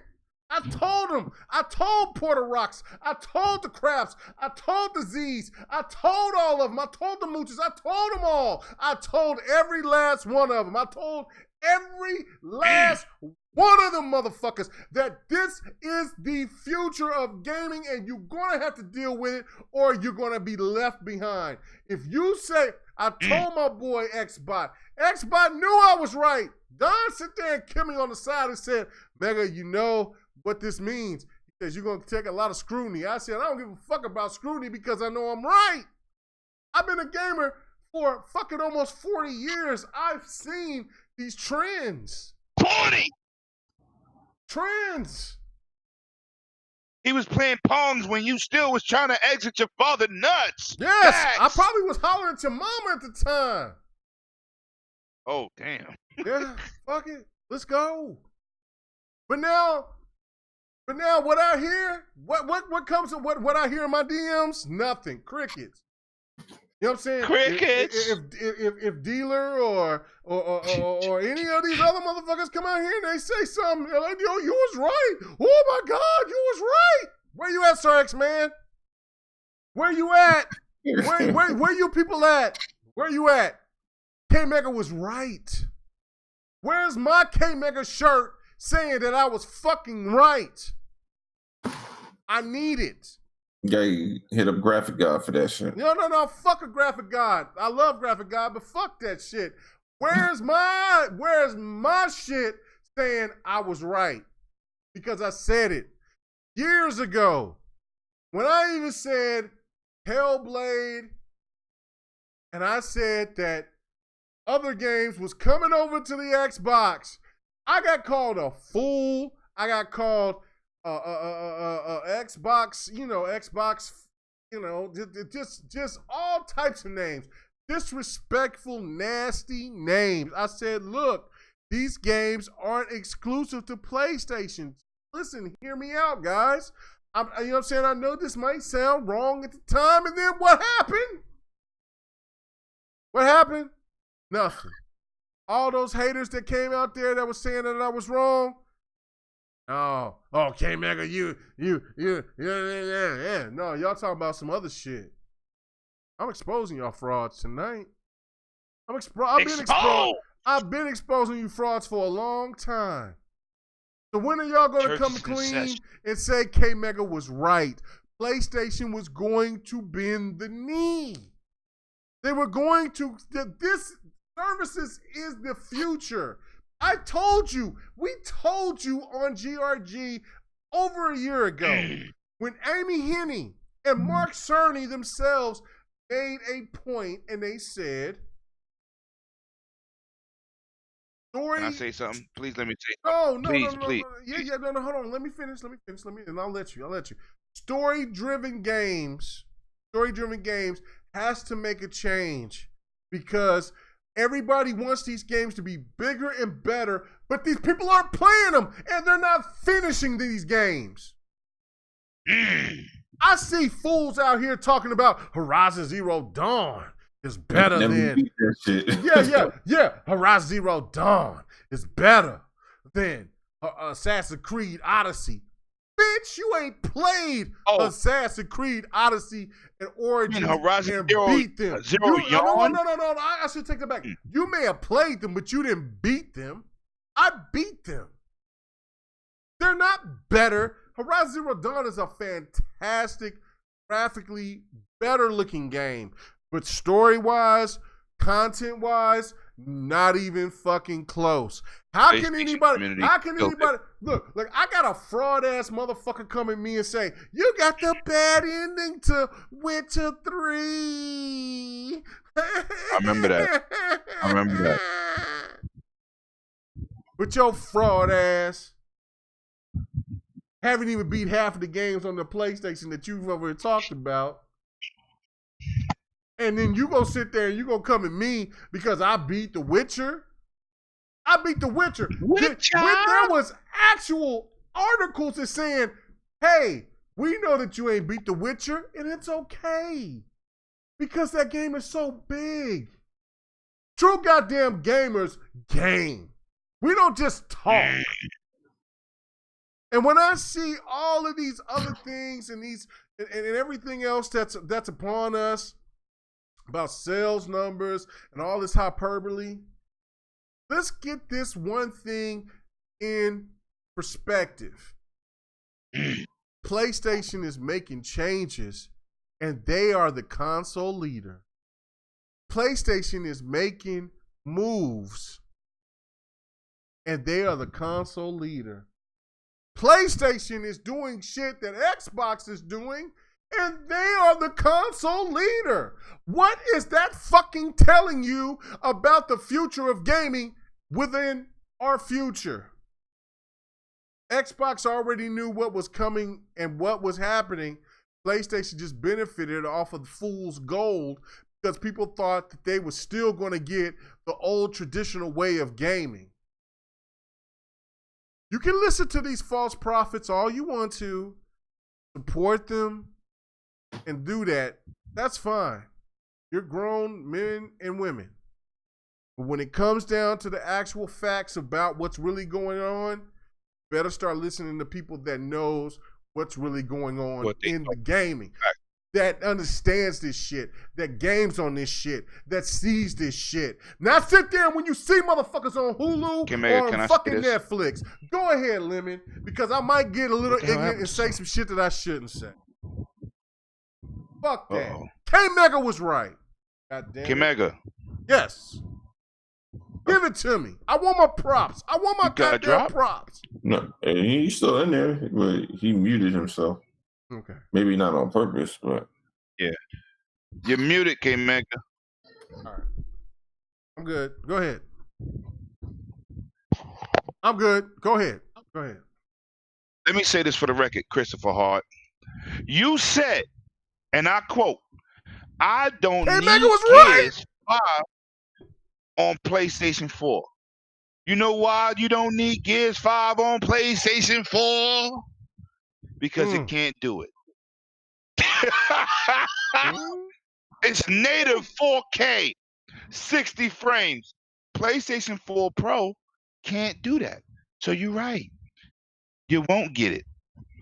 I keep telling you, man, if you tweet Twitter fingers, what you tweet reflects your intelligence. Please be more cautious with your statements, because you're horrible. We don't need Gears 5. You can't do Gears 5. You can't do Forza Horizon. You can't do Forza Motorsport 7. You can't do Halo 5. You can't do the Master Chief Collection because it can't do it. Facts. You could barely do Gran Turismo at 1440p, 60 frames. So don't do that to yourself. Let's just talk facts here. So when you take shots, make sure you ain't wearing no bulletproof vest that's paper thin, because your shots mean nothing. Am I right, people? Pow! That shit fell to the ground. Look at what this dude is in here doing. Did you beat Horizon Zero Dawn? Because PlayStation community called it Horizon Zero Yawn because they didn't like the game. That's the PlayStation community. Had nothing to do with me. I think the game is fantastic. I think it's very well done and story driven, and the graphics is excellent. Great game. Great game. But the PlayStation Nation, the mighty 100 million deep nation, called it PlayStation Yawn or Horizon Zero Yawn. Oh shit! So, and you want to brag about Iron Man VR? I played it today. I played it yesterday. And what did you play? Did you get that preview? Do you got version 2 of the VR? Do you got the Pro to go with that? Because I played it. It's pretty decent. It's like that Spider-Man demo. It's like a goddamn demo. So you bragging about a demo? You in GRG bragging about a demo. This is what you're gonna do. Say you don't want Gears and your system can't do Gears. And I'm a Pro dude. It's not about Gears being on a Pro.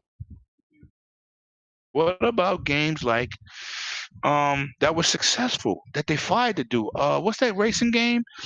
Oh yeah, what's the Drive racing Club. game? Drive Club. Drive Club. Fired.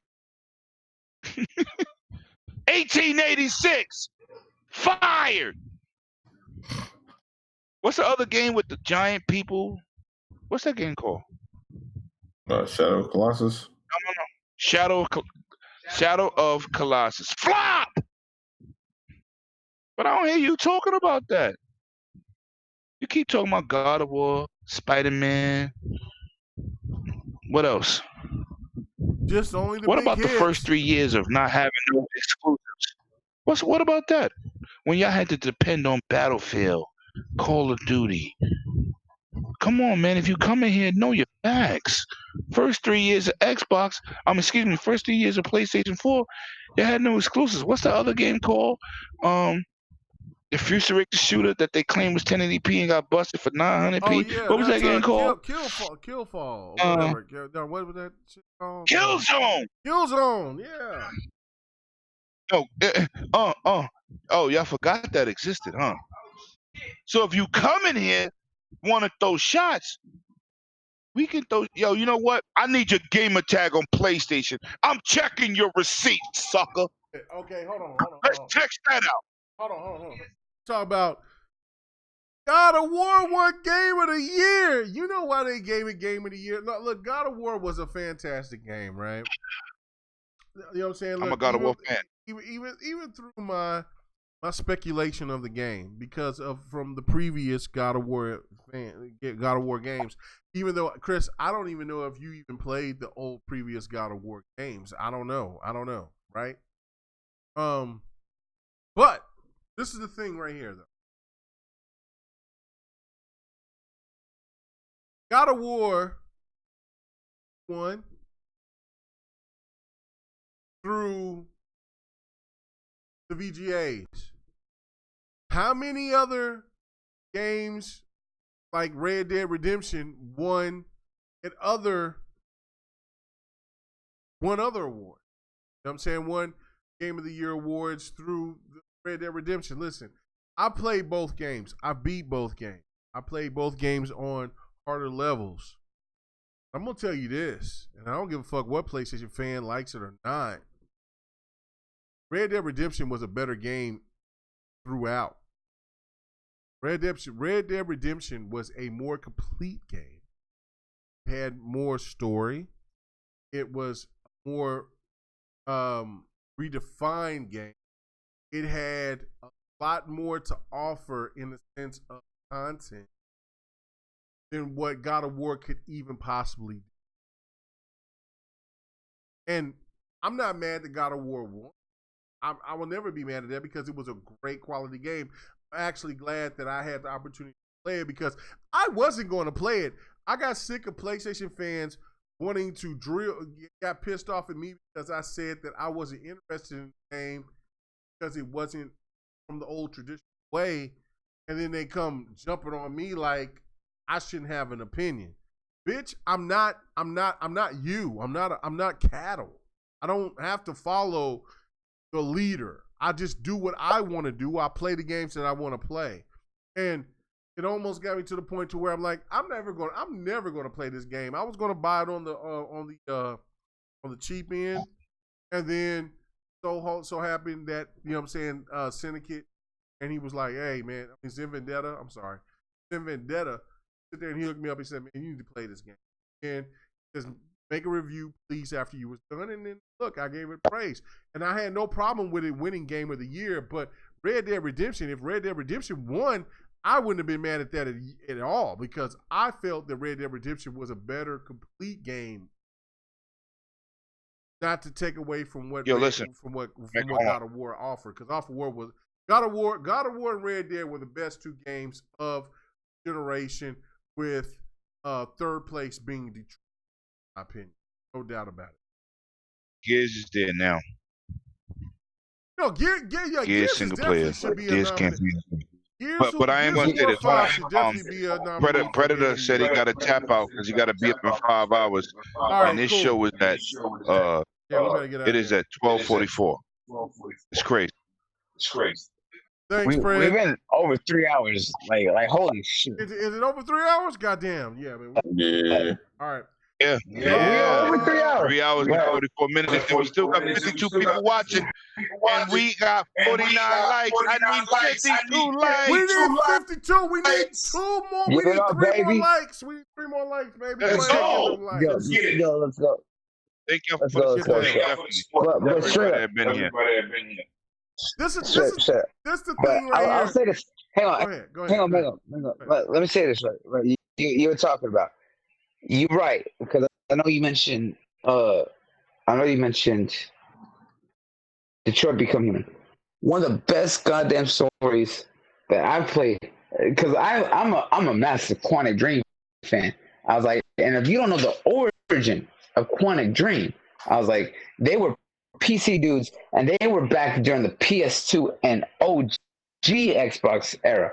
And I was like, if you really want to go old school, they did Fahrenheit, or for those who don't know, Indigo Prophecy back on the OG Xbox. I was like, they have always made great quality games. The fact is, they announced that they just hit 3.2 million. You talk about it on an ecosystem that has over 100 million consoles out in the wild, and they only did 3 million? What kind of bullshit is that? Only 3% of your entire fan base supported your game. What is that? And it's one of those things that they make great games, but they don't support these games. I was like, and I want these games to succeed because of the fact that I'm a gamer. Like, I've always stated my love of Telltale games and stuff like that. I love those story-driven games. It's like, it's why I like Quantic Dream. I was like, because they make use of the controller and everything else.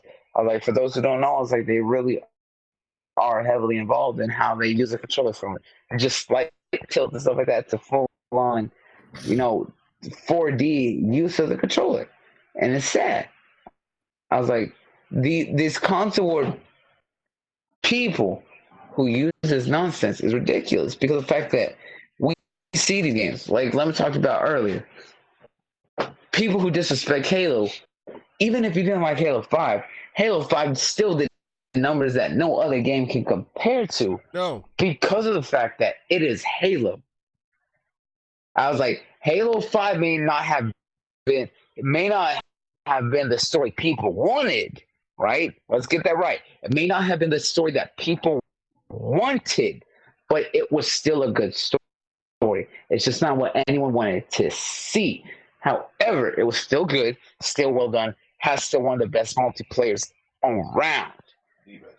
The best. And now we've seen what kind of quality that Microsoft first-party studios be doing. Gears 5, hands down, one of the best story campaigns out right now. Me and Lemon have been streaming that shit. Every time we see something new in that story and realize how it ties back to the old games, and yet it's still establishing its own continuity and its own identity, hot damn do we get excited. We are on the last act, and we are still less jaw-dropped, starstruck on what they're doing. Halo still has that effect. And we're about to see everything that comes else from Microsoft. We got Outer Worlds coming at the end of the month. We got all the new updates to all the games. And then we're about to find out everything that's about to drop within the next year. Because you know that the fact that they announced that all these games are coming from back at E3, all these new studios, that they're about to drop right before the Scarlet comes. And if they don't drop right before the Scarlet, they're about to drop with the Scarlet. Come on, let's be real now. You're right. That's it. And that's the thing overall is that what makes this trips me out because PlayStation obviously going in this same realm Xbox is doing. The PlayStation fans embracing this. Look, Xbox was right. The people that said that PlayStation was going to make these changes were right.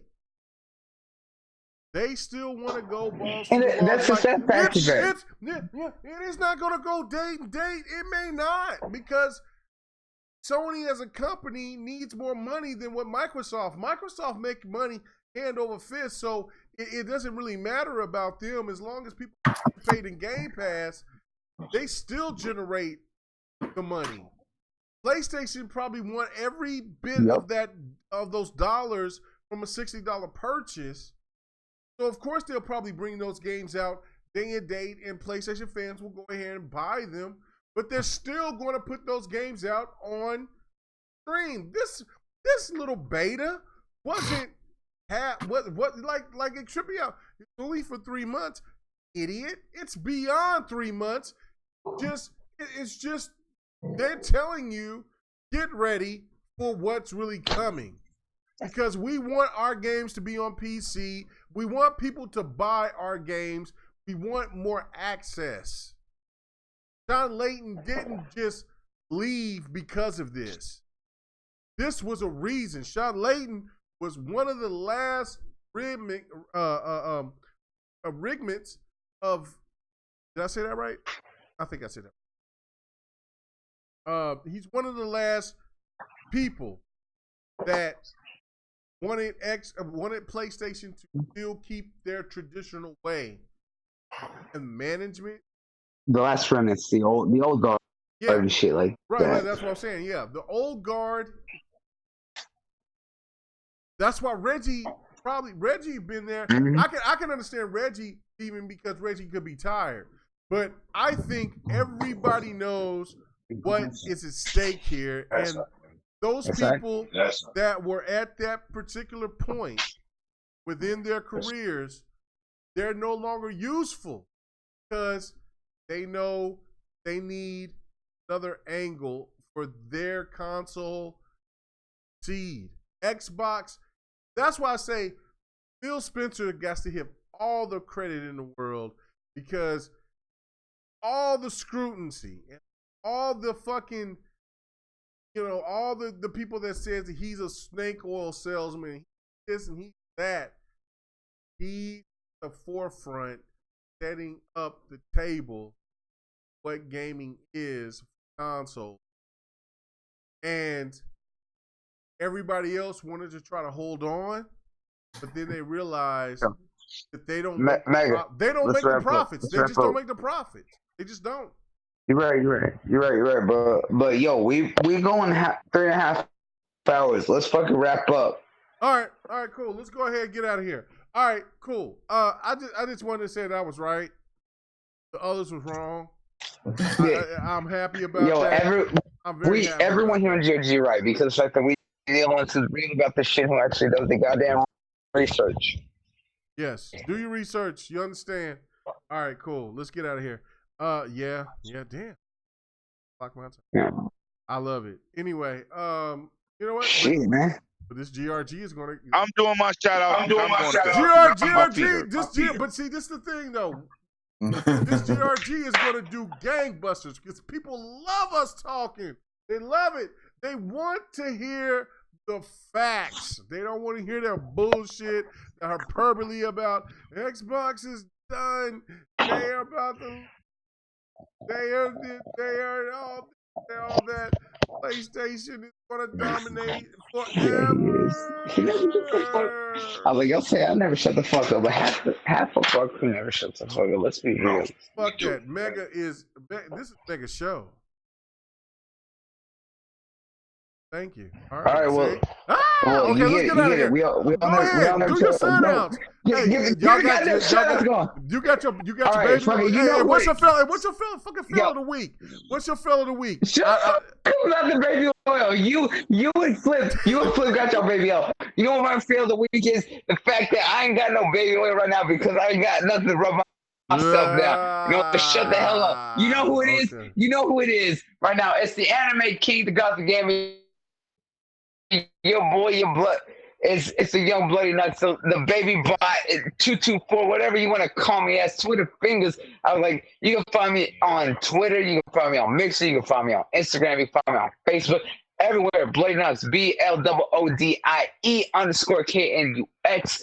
Follow me, you get good shit from everywhere. Don't matter what kind of background you come from, whether you mainstream comic dude, you a movie dude, TV show, manga, or anime. I was like, I got you people. And I was like, plus I'd be streaming 5 times a week.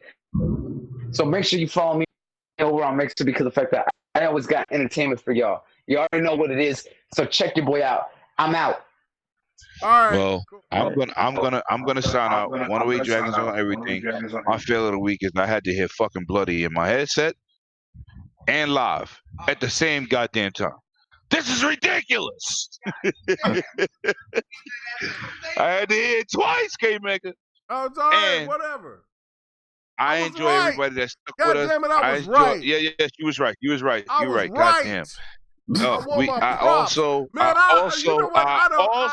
K-Maker, I congratulate everybody that stayed for this 3 hours and 44 minutes of of truth. And I don't want anybody to take what I said. Hold on. You had your turn, Nick. You had your turn. I don't want anybody to take what I said out of context and attacking any console because I'm a universal gamer. I just hate people. I don't hate anybody. I just dislike when people come in here and talk about nonsense and try to make a fabricated console war. Because when you go to E3, the console war don't exist. Don't come in here and say negative, derogatory things to get energy. Because when it comes to the facts, that's all I'm going to hit you with. Everything I said was the facts. It's not no fanboy. I play the Pro. I play the Switch. I play the Xbox. And I got a monster PC. But we play games. And at the end of the day, no matter what you play, it could be a cell phone. Got a good cell phone, you playing games, you happy with that? Be happy. But don't let nobody intrude on your happiness. Facts. Facts. All right, live. And you're Donald Trump. right. You're What's right. up? You're right. You're right. Yeah, what it is? It's your boy Donald, aka the Dolphin King, aka what was my bruh man, a GRG. Bruh man. Yeah, your boy Livewire. And yeah, check out my channel. We'll put a couple of videos up. Man, go sub to my boy, man. Go sub to Livewire. I know Livewire, he be pissing them PlayStation fans off. Go sub to him, man. We're close to getting Lemon to 1,000 subs. We need Live to get 1,000 subs. Yeah, I've been working. Yeah, I've been on it. You need to work. And then once we get Live and Lemon at 1,000 subs, everybody that's been a part of GRG, I mean, Fonzarelli, I think all day stopped doing. He does he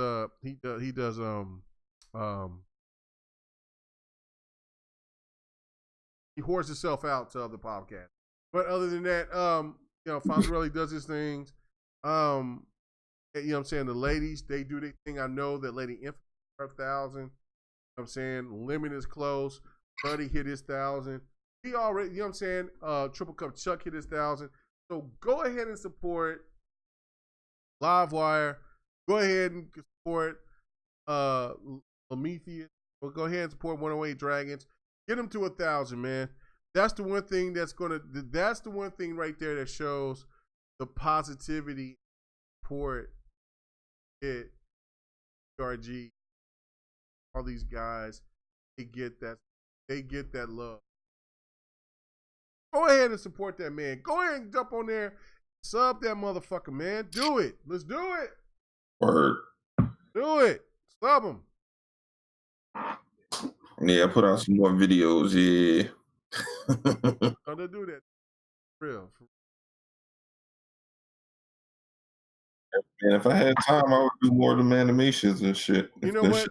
Takes so goddamn long. You know what? I know, and you know what I'm saying. That's the thing. Like I said at the beginning of the show, I'm blessed. I can't complain. Ever complain. Well, that with the channel, because I only do one video, really pretty. And I don't know who else does, but I do. I still gain some. I don't lose them. I gain. It's slow, but it's still gain wise. Like I work much to videos every day. I got a job. If I could, I would. You know what I'm saying? If my dream come true, I would stream and videos every day.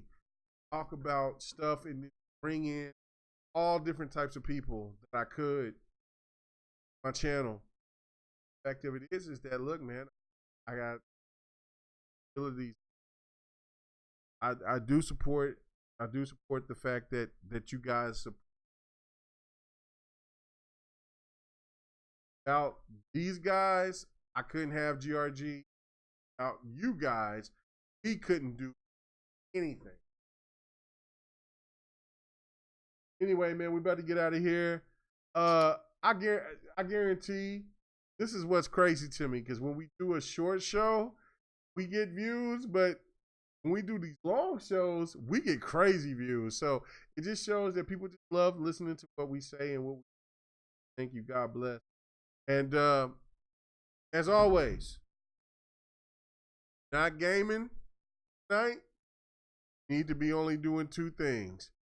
Taking your ass to sleep, or you need to be doing that pants off, dance off. Thank you so much. Everybody have a good one. Peace. Hey, and checking out. Oh. I just think of, okay. My climate? No.